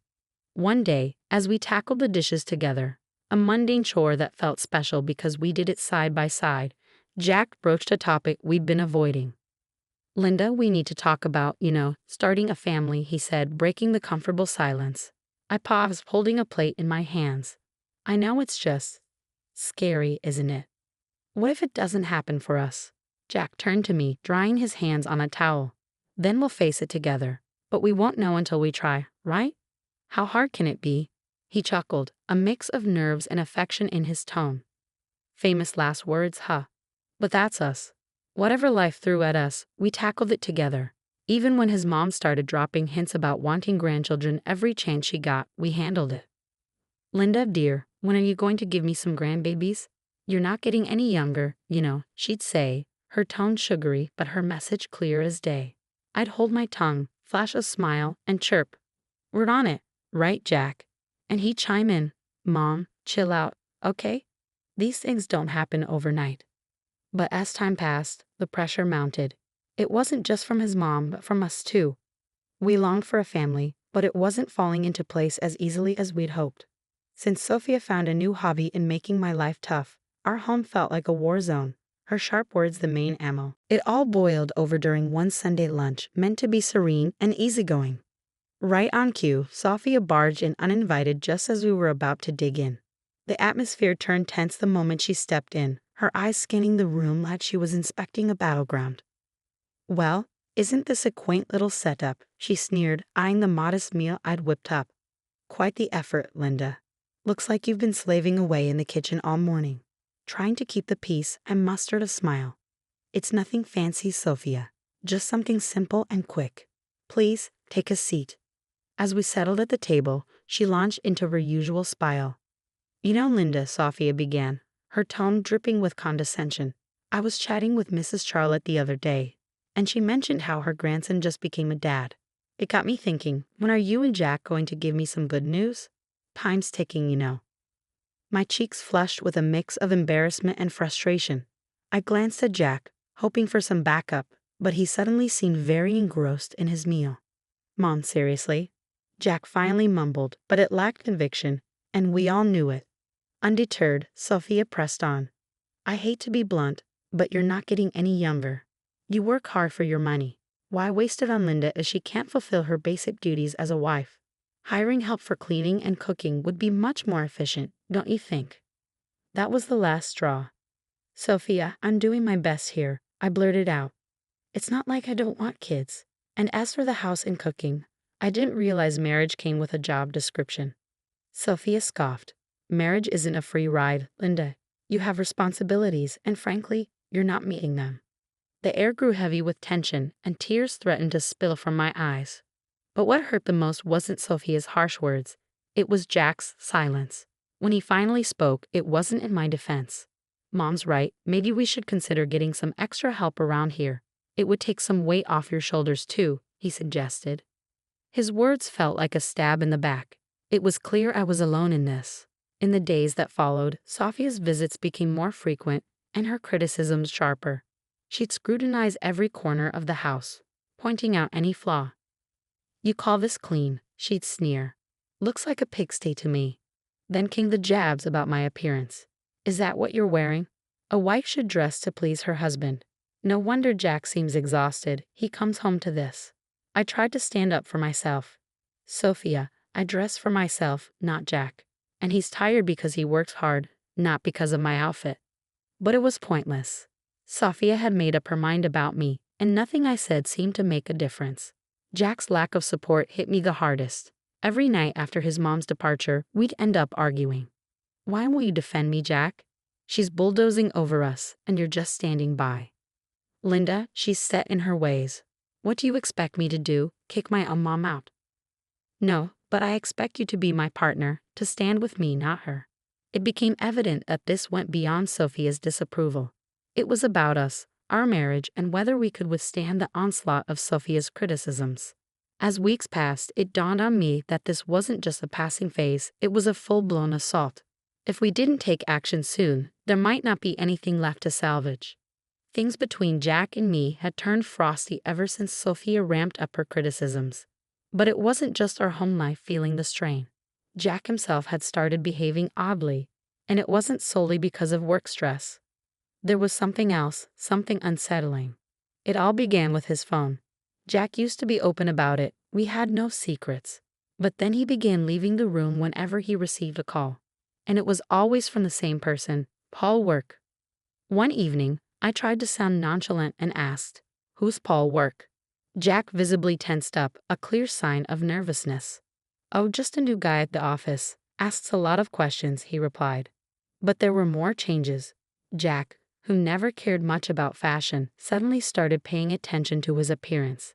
The graphic tees and worn-out jeans disappeared, replaced by crisp shirts, slacks, and even cologne. "Since when did you start smelling like a department store?" I teased one morning, watching him style his hair differently. He just smirked. "Can't a guy mix things up every once in a while? No harm in that, right?" Then there were the late nights at work, becoming more frequent. "Another long one, babe," he texted.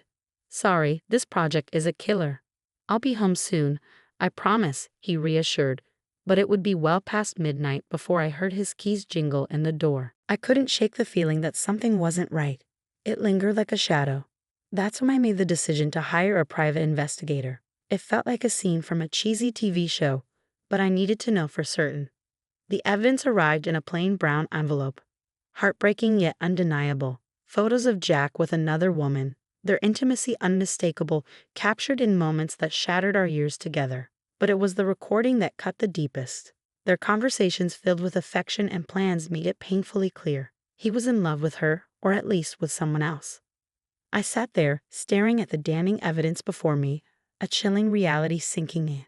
This could be the key I needed if our marriage spiraled into a messy divorce. The photos captured stolen moments from our life together, while the recorded words betrayed every "I love you" he ever whispered in my ear. But I kept it all to myself, a heavy burden I chose to carry alone. I wasn't ready to confront him, not yet. I needed time to strategize, to navigate the collapse of our marriage while preserving my dignity. The days that followed passed in a blur. Jack maintained his facade, and I played the part of the dutiful wife, smiling outwardly while crumbling inside. Our conversations became a delicate dance around the truth, each word carefully chosen, every laugh forced. "Are you okay?" Jack would inquire, genuine concern lacing his voice. "Yeah, just tired, you know. Work's been hectic," I'd respond, the lie bitter on my tongue. It seemed like just another ordinary day until I accidentally overheard a conversation that would change everything. As I passed by Jack's office, the door slightly ajar, their voices drifted out. It was Jack and his mother, Sophia, and their conversation wasn't casual. Their tones were serious, filled with purpose. "I can't keep this up, Mom. It's not just about having kids anymore. I don't feel the same way about Linda. It's like we're living together as strangers, not as a married couple," Jack admitted, his voice heavy with exhaustion. Sophia's reply was cutting. "Well, can you blame yourself? She hasn't given you a child. And what else has she really brought to this marriage? But let's not be hasty. My 65th birthday is approaching, and we wouldn't want to miss out on a generous gift from her, would we?" Her cynicism felt like a stab in the heart. They were using me, planning to keep me around just long enough to benefit from a lavish birthday present before discarding me. "Exactly, dear. Just a bit longer," Sophia affirmed, her words dripping with malice. I stood there, stunned and furious. They were plotting to push me out of the family as effortlessly as crossing off an item on a shopping list. The pain ran deep, but it fueled a burning desire for vengeance within me. They thought they could manipulate me and discard me at their convenience. I was determined to prove that I wasn't just a pawn in their twisted game. A few days later, we gathered for a family dinner that felt more like a scripted performance than a meal. Sophia brought up her impending birthday with a smile that made my stomach churn. Leaning in, she asked, "So, Linda dear, what do you have planned for my birthday? Something special, I hope." I met her gaze calmly. "Actually, Sophia, I've been thinking of arranging a dinner at the city's most luxurious restaurant, an unforgettable evening." Her eyes gleamed with anticipation, and she exchanged a satisfied glance with Jack. They believed they had me cornered, but they didn't realize I was already 2 steps ahead. "Oh, Linda, that sounds lovely. Just close family, you know, keep it intimate," Sophia cooed, her voice oozing with insincerity. "Absolutely, Sophia. We'll make it a memorable occasion," I replied, the words leaving a bitter taste in my mouth. The weeks leading up to Sophia's 65th birthday felt like a slow march towards a reckoning. Every smirk from her and every indifferent nod from Jack fueled my resolve. My plan was straightforward yet daring. Orchestrate a lavish dinner as a supposed gesture of affection, then unveil a monumental surprise. As with all well-laid plans, the devil was in the details. The night before the party, our home crackled with tension. Jack, oblivious to the storm brewing, lounged casually on the couch, absorbed in his phone. "Everything ready for tomorrow?" he inquired, still glued to the screen. "You could say that," I replied, my voice masking the turmoil within. The day arrived, and as guests streamed into the opulent dining room we had reserved for Sophia's celebration, anticipation hung heavy in the air. My pulse quickened, not from nerves, but from the excitement of what was to come. Sophia, relishing the spotlight, luxuriated in the grandeur of her surroundings. "Oh, Linda, you've truly outdone yourself. This place is divine," she proclaimed loudly enough for neighboring tables to hear. As we settled in, the evening unfolded with the peculiar cheer typical of family gatherings. Laughter rang out, stories were shared. Then, as the dessert plates were whisked away, the waiter approached with the climax of the evening. "The bill." He leaned in discreetly and murmured the staggering dinner costs. $66,000. I handed over my credit card, my action going unnoticed by most.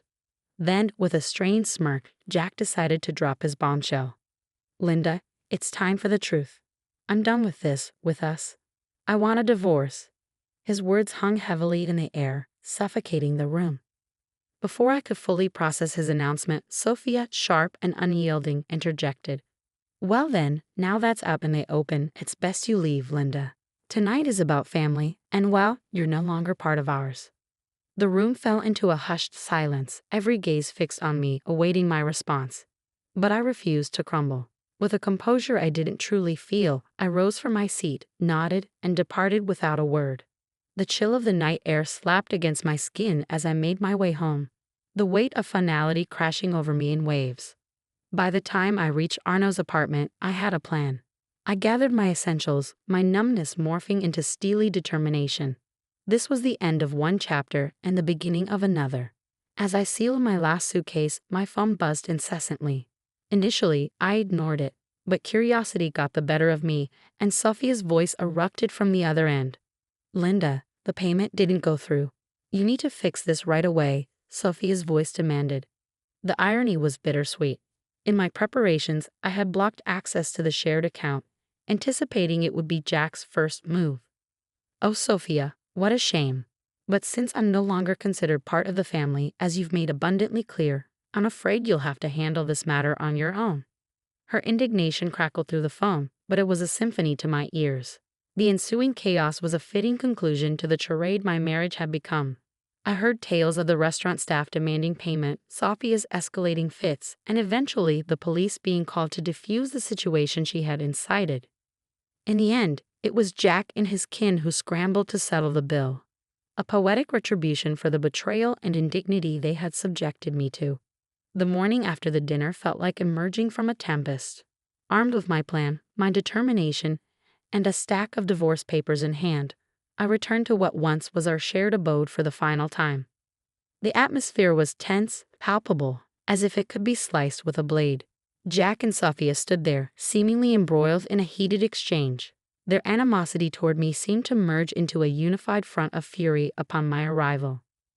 "You've got some nerve showing your face here after last night," Jack spat, his features twisted in a mixture of anger and disbelief. Quick to echo his sentiment, Sophia hurled her own barbs. "Ingrate, you've brought shame upon us in front of the entire city. Do you comprehend the humiliation of having the police summoned on account of your actions?" People were laughing, filming. I met their fury with a composure I hardly felt. "Shame? Is that your primary concern right now?" I retorted, tossing the divorce papers onto the table, placing the incriminating photos of Jack's infidelity atop them. "Perhaps you should direct your attention to this instead." Jack's complexion drained of color as he picked up the damning photographs, with his mother looming over his shoulder. Their rage dissolved into shock, then morphed into panic as they comprehended the gravity of the situation. "And let's not overlook the prenup, shall we?" I pressed on, my voice unwavering. "You stray, you pay, precisely $200,000. Sophia's features contorted into a snarl. "You wouldn't dare. You can't do this to us." "Oh, but I can, and I will," I retorted, my voice devoid of warmth, resolute in my decision. Recognizing the gravity of the situation, Jack altered his approach. "Please, let's discuss this. We can find a solution." I couldn't suppress a bitter, mirthless laugh. "Find a solution? You think a few words can undo everything? No, Jack, it's over." Sophia, ever the master manipulator, attempted to soften her stance, her tone dripping with false concern. "Linda, darling, think about what you're doing. This will destroy us." "That ship has sailed, Sophia. You should have considered that before." Their pleas shifted to desperate entreaties, their words a frantic attempt to salvage whatever remained. But my mind was resolute. I was done playing the victim, done with their deceit and manipulation. In the end, Jack had no recourse but to borrow money from his parents to settle with me. As I departed from that house for the final time, check in hand, I felt a burden lift from my shoulders. After all that transpired, I was finally liberated. I used the money from Jack to secure a down payment on a modest yet snug abode of my own. It's remarkable how much tranquility you can find in a residence that's solely yours, where each nook feels like a sanctuary away from the tumult of the past. Life is calmer now, and I wouldn't have it any other way. I have a job that keeps me occupied, amiable neighbors who offer nods and smiles, and a petite garden that's entirely mine to tend to. Occasionally, I catch wind of gossip concerning Jack and Sophia. Just the other day, while grabbing coffee from the local spot frequented by the community, I bumped into an acquaintance from the old neighborhood. After some polite chit-chat, they leaned in, lowering their voice, and whispered, "Hey, have you heard the latest scoop about your ex and his mom?" Their eyes gleamed with intrigue. I arched an eyebrow, intrigued yet detached. "Can't say that I have." "Do share." They seemed to relish divulging the news. Apparently, Sophia isn't too thrilled with Jack's new girlfriend. Rumor has it they're quarreling like there's no tomorrow. Puts your situation in a whole new light. We moved on from the topic, but as I strolled away with my coffee, I felt a profound sense of relief. There was a time when such news would have unsettled me, but now it's simply another chapter in someone else's tale. These days, my greatest worries revolve around whether my tomatoes will ripen before the squirrels snatch them, or if I'll ever master yoga without resembling a newborn deer on ice. Life is simpler, quieter, and considerably sweeter on this side of the chaos. After my dad's funeral, when everyone was talking about who gets what from his money and stocks, my brother-in-law, who's married to my sister Kelly, suddenly said that all of it, including $5 million, should go to Kelly, the oldest sibling. My sister and brother-in-law were happy, but the lawyer told them they couldn't just decide that. My name's John Watson. I'm 42, work in sales, and have a wife and 2 kids. My dad owned a big part of a company, and even though he was old, he still worked. My sister Kelly, who's older than me, has always been a bit of a problem for our parents with her bad behavior. My sister, who's now in her middle years, still doesn't have a steady job and just lives her life however she wants.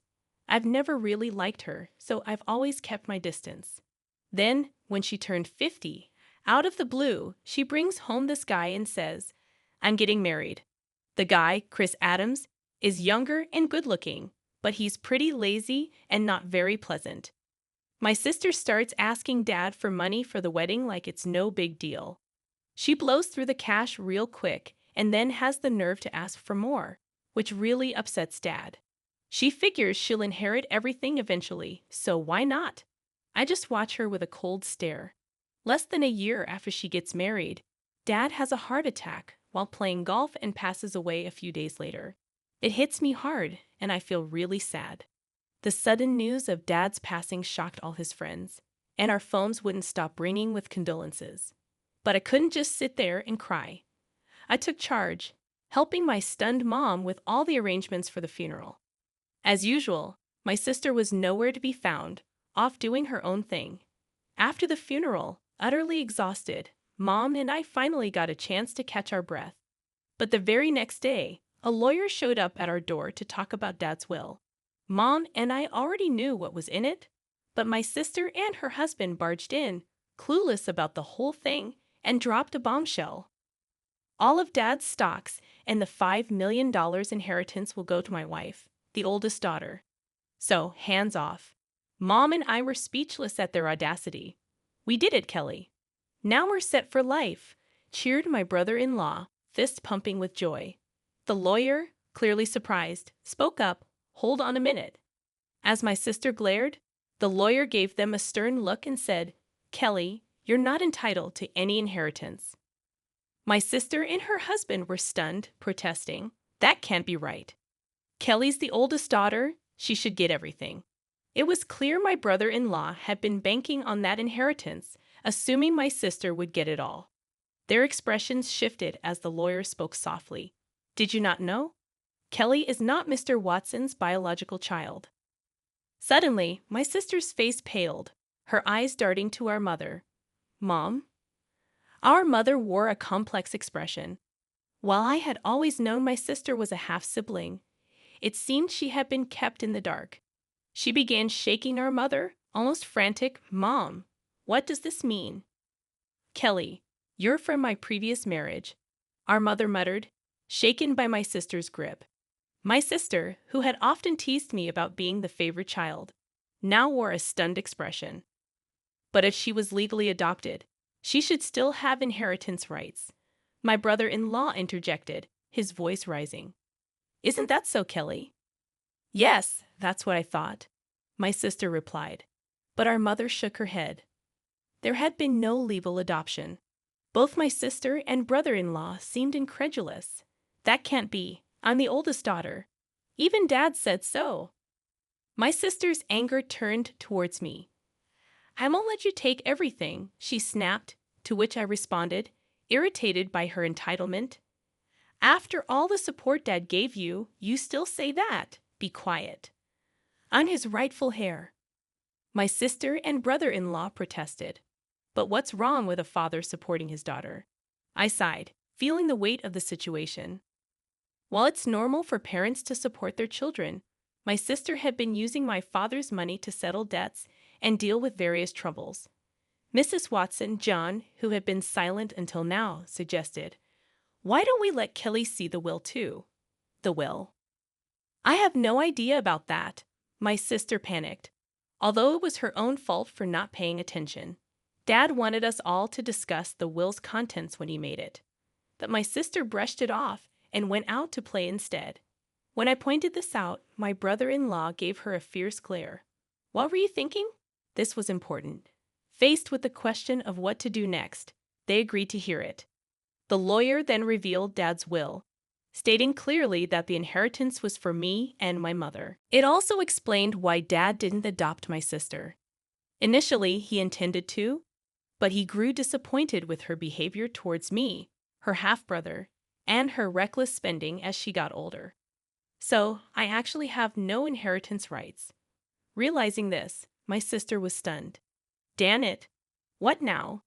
Suddenly, my brother-in-law raised his voice, accusing, "You lied to me. You said you had money." His demeanor turned aggressive, leaving my mother and sister shocked. But I wasn't surprised. My brother-in-law had often shown his greed. Perhaps he even married my sister for her money. "Kelly, don't come back until you've got some money," he commanded. "Wait, Chris? What do you mean? I thought I was going to be wealthy. What a letdown." Roughly pushing past my sister, my brother-in-law stormed out of the room. Left behind, my sister glared at us, her face red with anger, and cried out to our flustered mother, "Mom, why didn't you have me adopted? It's not fair that only you get the inheritance. I should have gotten something too. But you didn't handle it right. This is awful, Mom," she sobbed, making a scene. I was taken aback by her outburst, but the lawyer seemed unfazed, perhaps accustomed to such drama. "Why does he get everything?" "Because I'm Dad's son," I responded, and my sister's eyes filled with anger as she lunged at me, shouting, "You! It would have been better if you were never born." I thought to myself that even if I hadn't existed, Dad would likely have made the same decision given my sister's character. Before I could say anything, the lawyer calmly intervened. "Kelly, if you continue like this, it will involve the police," making my sister flinch, possibly recalling her past shoplifting incidents. "Kelly," our mother called out, tears in her eyes. 6 months had passed, and the inheritance proceedings went smoothly without any hiccups. Though my sister and brother-in-law grumbled for a bit, the lawyer's efficient management left them with no room to meddle. My mother gave my sister some money, but I refrained from commenting on it. What bothered me most was their sudden disappearance with the funds, displaying their blatant gold-digging behavior, which left a sour taste in the mouths of our relatives who were aware of the situation. One day, I took my mother, wife, and daughter out for a meal. Thanks to my wife's suggestion, my mother, who had been somewhat withdrawn since Dad's passing, seemed more cheerful in the company of her adorable granddaughter. "Hey, Mom, why don't you come live with us?" I proposed. "But you know Kelly might drop by sometimes. She only shows up when she needs money, right? Don't be too accommodating with her," my mother hesitated. Her reluctance was understandable, given that my sister is her biological daughter. Plus, if our family moved into the family home, my sister might stir up trouble again. Respecting her concerns, I simply asked her to think it over as I drove towards the family home to drop her off. As we pulled up, we noticed lights on in the supposedly empty house. It wasn't the time for the helper to be there, so maybe my sister had returned. With that in mind, I parked the car in the garage. "Let's pop in for a quick coffee," I suggested. As we stepped out of the car and headed towards the entrance, a car suddenly swerved towards us, narrowly missing us. Reacting to my daughter's cry, I instinctively shielded my wife. Ouch! Thankfully, the car only grazed me. but I was thrown into a nearby flower bed, taking a hard knock. The car came to a halt after hitting the garage entrance. "Are you all right, honey?" My wife and daughter rushed over to help me up, while my mother stood trembling at the entrance, understandably shaken. Panic ensued. I was rushed to the hospital by ambulance and had to stay overnight. Later, I learned that the driver was Chris Adams, my brother-in-law. He claimed to the police that he mistook the accelerator for the brake, but I doubted his explanation. When my mother and sister visited me in the hospital, my sister looked at me coldly and remarked, "You're surprisingly resilient, aren't you?" I couldn't help but think that if I had been seriously injured, my mother would have inherited everything. "Too bad for you," I said with a smirk. My sister visibly tensed. "You were counting on it, weren't you?" I noticed her discomfort as she looked away. "Well, Mom told me she plans to waive her inheritance from me, so causing such an accident was pointless." My sister seemed taken aback by this revelation. It appeared incomprehensible to her that someone would refuse what they could inherit. "I have a wife and kids, so Mom asked me to pass it on to them. That's what parents do." But, my sister stuttered. "I even made a will early on, following Dad's example." I continued, leaving my sister speechless. "So unfortunately, my share won't be going to Mom anymore." My sister trembled and shook as she stared at me. "Can't you at least give me some? There's $5 million, right?" When I firmly refused, my sister's face contorted into a furious expression as she grabbed my collar. "Give me half. I'm your sister." I regarded her with pity as she continued to scream in an unsettling tone, perhaps driven to madness by the prospect of the inheritance. "Don't you realize that your greediness would disappoint Dad?" My sister's face flushed with anger as she reached for my throat. "Kelly, what are you doing?" My mother returned, her voice raised, as nurses arrived to escort my sister out. Although my mother seemed inclined to defend my sister, it was clear that my sister had directed insults towards her too. Where did I go wrong in raising her? It was heartbreaking to hear my mother say this with sadness in her voice. Shortly after, my mother fell ill. As her condition worsened, my wife and I stepped in to assist with transportation and household tasks at the family home. This seemed to upset my sister, likely because she had encountered my wife during her visits to ask for money or had heard about our help from our mother. One day, my sister called me abruptly. "From now on, we'll take care of Mom. You two don't need to come," she declared. "What's this all about?" I tried to reason with her, but my sister didn't listen and hung up, claiming it was already decided. I confirmed with my wife, who had received the same message and been dismissed. Concerned about my sister's lack of experience in caregiving or household duties, I quickly reached out to my mother. Surprisingly, my brother-in-law had some caregiving experience. At that point, my mother was still quite independent, so it seemed manageable for the time being. I felt a bit relieved. However, within a month, my mother was rushed to the hospital by ambulance due to a medication dosage error. She appeared alarmingly frail when we arrived. The doctor was puzzled. My mother had never made such a mistake before. While my wife stayed with her, I went back to the family home, which was in disarray. The fridge was empty, despite my mother's love for cooking, and it seemed the hired help had been canceled without discussion. I felt ashamed for even considering trusting my sister and was furious. A significant amount of money had been withdrawn from my mother's bank account, even though her bank card and PIN were secured in the safe. Thankfully, the account containing the inheritance was untouched in a safe deposit box. But most of the funds allocated for living expenses were gone. I gathered essential items for my mother's hospital stay, along with her bank card, and returned to explain the situation to her. Did Kelly. My mother seemed unaware of the bank card situation. However, when I inquired about the medication error, she looked somber and confessed that it was prepared by my brother-in-law. "Mom, perhaps it's best not to allow my sister into the house anymore," I suggested. "John, I promised to take care of you, but the house is in such disarray, and you've lost so much weight. Have you been eating properly?" My mother's words weighed heavily on me. "Mom, you should come live with us. I'll build a home where we can all be together, I proposed, causing my mother to break down in tears. However, her health continued to deteriorate despite the doctor's efforts. Perhaps the incident with my sister had weakened her heart. She never recovered and eventually passed away, almost as if following my father. Upon returning to the family home to make funeral arrangements, I discovered that all the valuables had vanished. It appeared my sister and brother-in-law had taken them in their desperate pursuit of money. Standing amidst the empty rooms, I was first shocked and then consumed by a fierce anger. I vowed to hold them accountable for their actions. The day after my mother's funeral, my sister and I were scheduled to meet with the lawyer, presumably to discuss the inheritance. Too bad. Mom's inheritance rightfully belongs to me, her daughter, my sister boldly declared. I couldn't help but chuckle at her statement, as it seemed she was gravely mistaken. Let's see what the will says, I suggested. As the lawyer unveiled the will, my sister's face drained of color.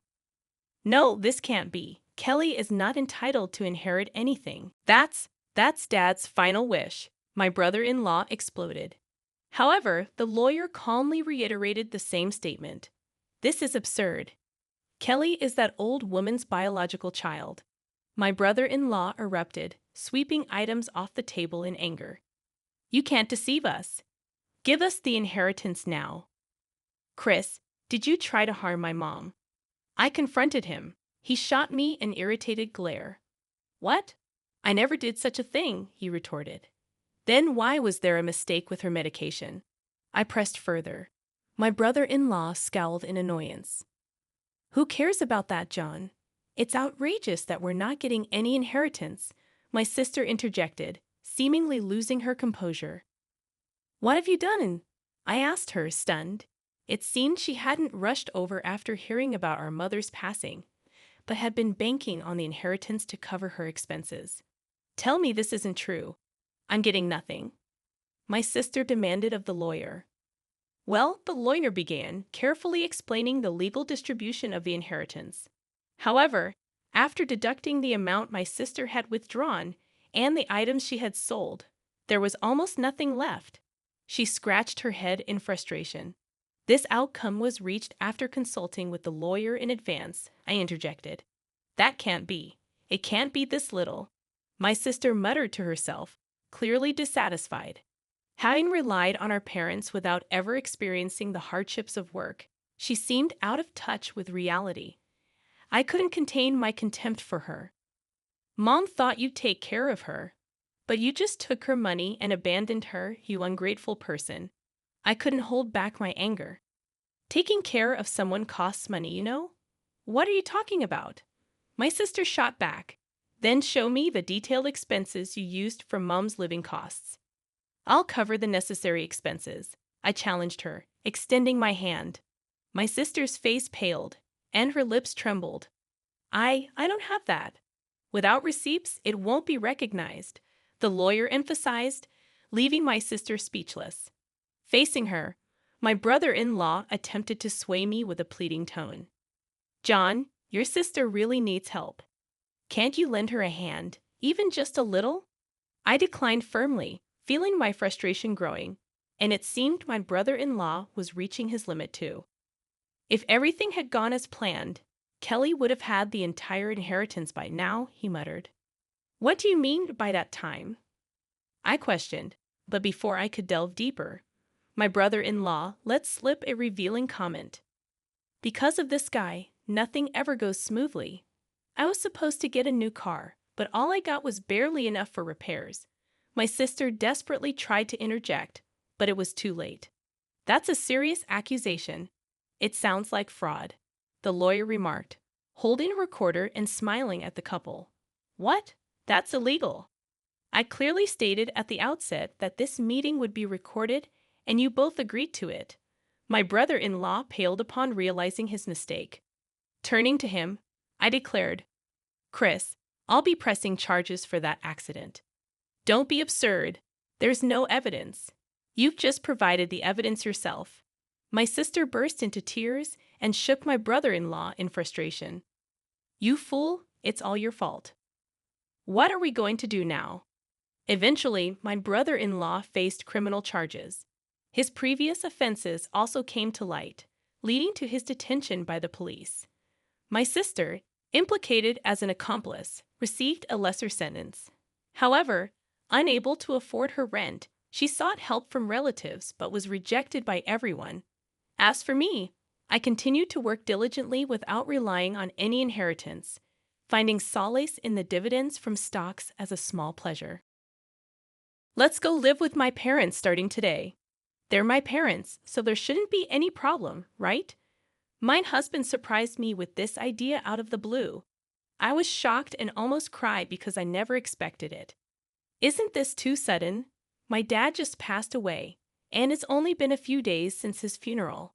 I'm still grieving his loss after he fought a long battle with illness. Despite all the sadness from the funeral, my husband decided we should leave our home. We headed to a villa my dad left for me. When we got there, I found out my in-laws were already there, staying in the villa. My name is Natalie, and I'm 33 years old. I work as a designer and have recently started living on my own. I've been married to Justin for 3 years now. My career is going well, and I'm known as a good designer. I earn a decent salary, and the apartment is in my name. My mom passed away when I was in college, and last year, my dad was diagnosed with cancer. He was getting treatment, but it got worse, and he eventually passed away. The doctor told us to prepare for the worst. My dad was really important to me. When I found out he was sick, I was devastated. Watching him get sicker each day, I couldn't sleep because I was so worried and anxious. What did the doctor say about your dad's sickness? Is he getting any better? Should I, as your husband, go see him? My husband kept asking about my dad's health, but I didn't feel like he really cared. It seemed like he was just waiting for my dad to pass away. Before, my husband used to feel insecure because he earned less money than me. I wished he would be proud of my accomplishments and support me during tough times. But instead, he acted childish, always trying to compete with me and wanting to be better than me. My dad told us not to worry about him and to focus on our time together as a couple. But I think we should visit him while we still can. That way, we won't regret it later. I started to dislike my husband more and more. In the beginning of our marriage, I felt a lot of love from him, and we were happy together. But now, his insensitive comments about my dad's illness were too much to handle.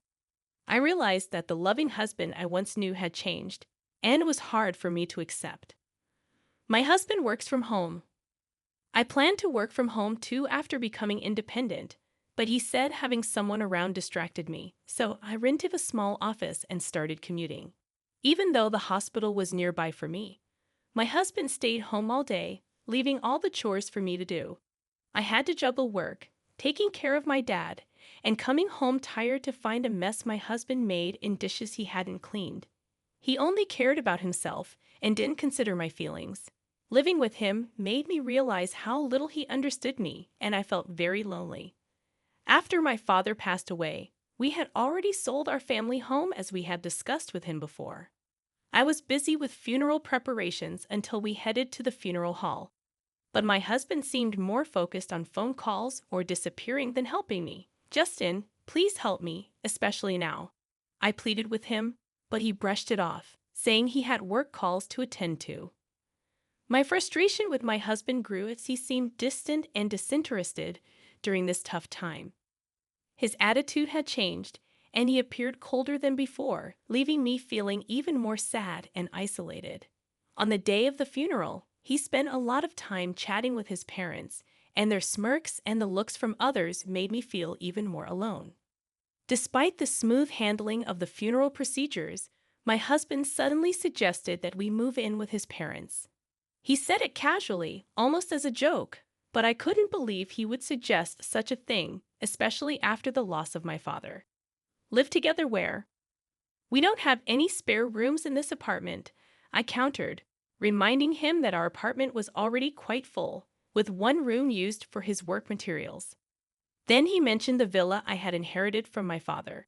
I was taken aback. That villa held special memories of my father, and I wasn't ready to let go of it. But my husband seemed unconcerned about my feelings and continued to push for his parents to move in. Despite my objections, his parents had already made plans to move, and there seemed to be no room for negotiation. Whenever I spoke up, my husband didn't seem to like it. He accused me of being selfish and said I'd neglected our home because of my father's illness and frequent visits. His words were harsh, and they made me feel like my world was crumbling. "Now that your father is gone, you need to listen to me," he said coldly. He complained that my father's illness had dragged on for too long and that it had been hard on him too. His lack of empathy for my father and me hurt deeply. I remembered how much pain my father had endured during his illness, and I knew he wouldn't have wanted me to just do whatever my husband said. At that moment, any love I had for my husband seemed to disappear. It hurt even more to realize that my husband was more focused on getting the villa than grieving my father's death. Despite my warnings, my husband was determined to move his parents into the villa. I decided to go along with it, but I couldn't hide my sadness. I packed only the essentials and left our home, telling my husband I would come back for the rest later. I couldn't bear to exchange any more words with him. It was painful to see my in-laws moving into the villa, seemingly without any consideration for my feelings. But I followed my husband silently, refusing to accept that my special place would be taken over by his selfish desires. Even though it's technically called a villa, it's just a regular house by the sea, located in a normal neighborhood where people lead ordinary lives. But it's conveniently close to the city center, and the land it sits on is valuable. As I stepped out of the train station, memories of my childhood flooded back. I remembered when my mother was still alive, and after I fell asleep on the train, my father would carry me home on his back. The sight of the familiar scenery brought back those bittersweet memories.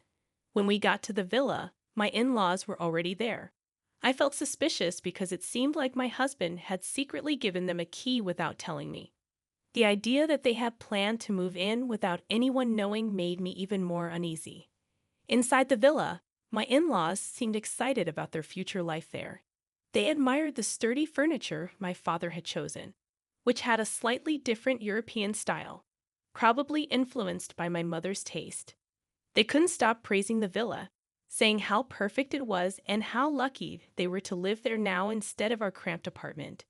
They seemed to completely overlook the fact that my father had passed away and only saw the villa as a luxurious house.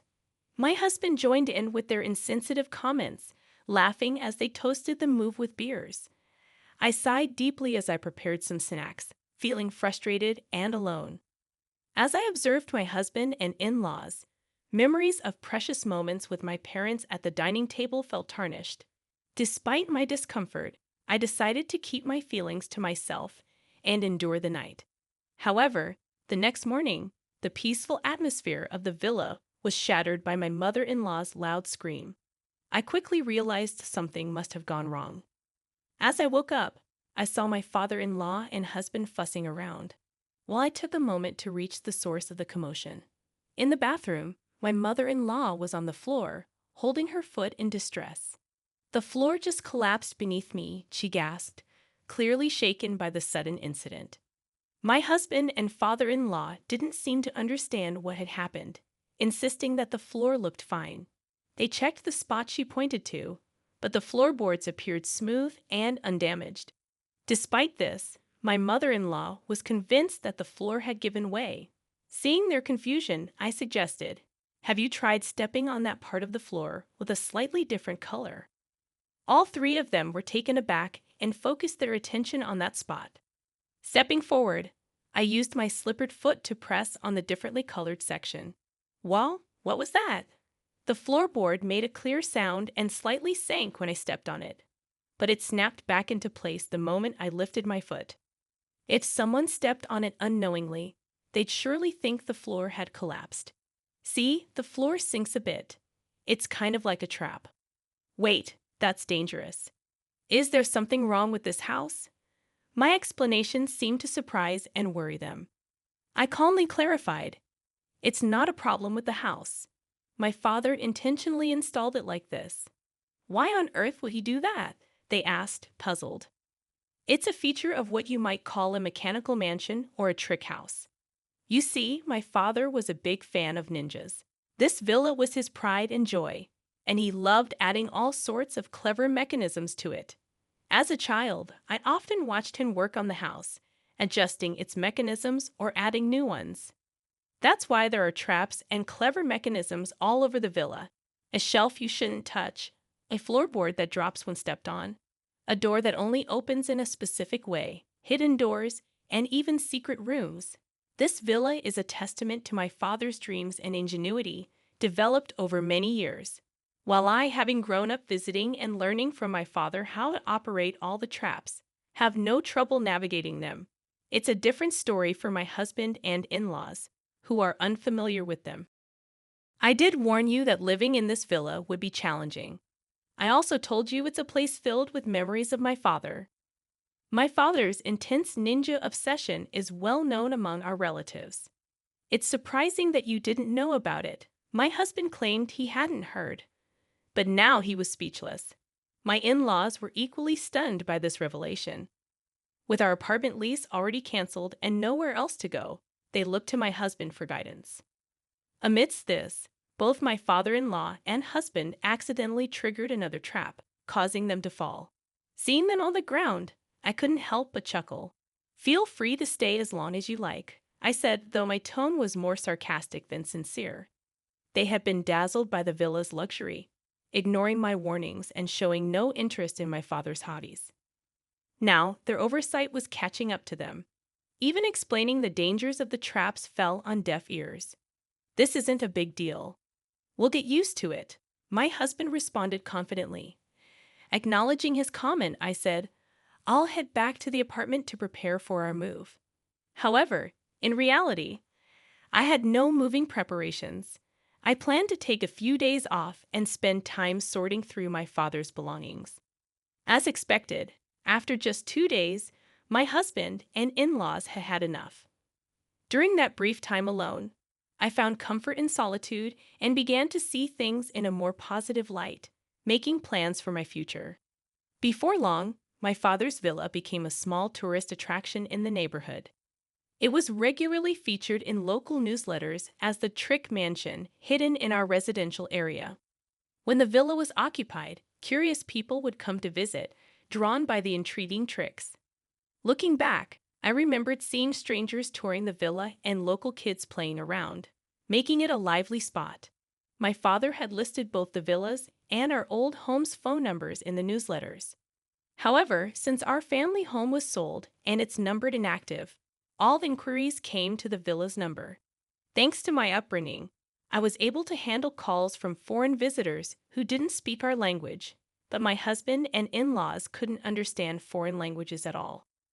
On top of dealing with the stress of constantly worrying about the traps, they were also overwhelmed by unexpected visitors and handling calls in languages they didn't understand. Exhausted and sleep-deprived, they stumbled back to the apartment. "Why don't we all live in this apartment together? Think about it." They had hoped for my father's passing to take over the villa, only to give it up after just 2 days. Instead of offering them tea, I handed my husband the divorce papers, already filled out and stamped. "There's no way we can live together from now on. If you understand, please leave quietly," I said with a deep sigh. My main reason was that I couldn't forgive him for disregarding my feelings and acting insensitively without discussing it with me or giving any explanation. My husband had made the decision for us to live with his parents, and he had never shared household responsibilities with me before. He left all the chores to me and seemed indifferent to my feelings. He acted selfishly and secretly decided to move in with his parents.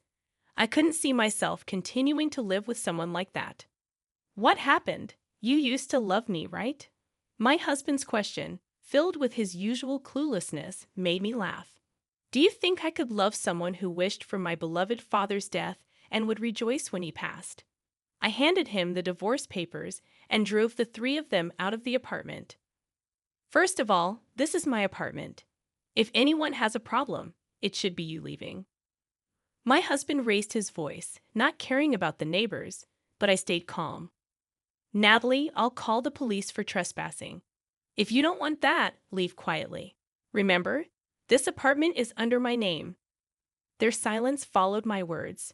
They depended on me financially and had little of their own. However, I had already decided to cut ties before they could try to persuade me otherwise. Neither my husband nor my in-laws had much in savings. After being kicked out of the apartment and unable to return to the villa, they now live in a cheap, low-quality apartment and are struggling to make ends meet. The previous apartment was better. This was a sentiment my husband and in-laws often repeated. At first, my husband felt guilty and apologized frequently. However, as time passed, he became increasingly resentful of his parents. They were rarely able to hold down jobs due to their age, and when they did work, it didn't last long. Eventually, they depleted their savings and pension with each move, leading to constant arguments and a strained family relationship. The walls of the apartment were thin, so their daily quarrels were easily heard by neighbors. Even when they received noise complaints, they didn't apologize. Instead, they reacted defensively, causing them to become disliked by their neighbors. It seemed like they might need to find a new place to live soon. While my husband used to enjoy working from home, the current apartment didn't provide the luxury of a dedicated workspace. Unable to focus on his job, his reputation and sales suffered. Now, he barely makes ends meet with a late-night convenience store job and may need to consider taking on multiple part-time jobs. The in-laws realized their biggest mistake was allowing their son to control their decisions. In their frequent arguments, my husband and in-laws often blamed the villa's traps. If you had been more responsible, we wouldn't be in this situation. You should have checked properly. Don't blame me now. She's the one who kept important things secret. Shut up. If you had communicated properly with your father, this wouldn't have happened. I never imagined we'd end up like this because of our son. Yet they had always wished to inherit the villa and were overjoyed when my father passed away. I will never forget that. After the divorce, I made significant strides in my career as a designer. To cope with my father's death and all these events, I created designs incorporating ninja elements and shared them on social media. Their popularity grew rapidly, and one day, a major cosmetics company reached out to me. To my surprise, they wanted me to design packaging with an Asian touch, incorporating ninja elements. I felt this work would honor my father's cherished memories. Of course, I eagerly accepted the project and poured myself into it. In the end, it was a huge success. This opportunity catapulted my career forward, allowing me to share joyful updates at my parents' graves. I've kept the mechanical house, preserving it as a special place filled with memories of my father. I began organizing tour schedules and, with a few adjustments, transformed it into a space where both tourists and local children could enjoy for free. Soon, the house garnered significant media attention, bringing in much-needed income to cover ongoing expenses. Additionally, online articles about the house were translated into foreign languages, garnering support from international fans, including elderly individuals who shared my father's passion for ninjas. I'm committed to maintaining this magical place for years to come. Meanwhile, the mechanical house remains a bustling hub of activity, particularly popular among local children. Is this the legendary mechanical house I've heard about? Where are the tricks? Show us. With the help of local volunteers, precautions are taken to ensure the children play safely. Foreign tourists are often amazed by features like the hidden floorboard doors. Wow, this is incredible. I'm so moved to experience such a unique place. What other tricks are here? Despite losing my father and going through a divorce over the inheritance of the villa, I believe the gains have outweighed the losses.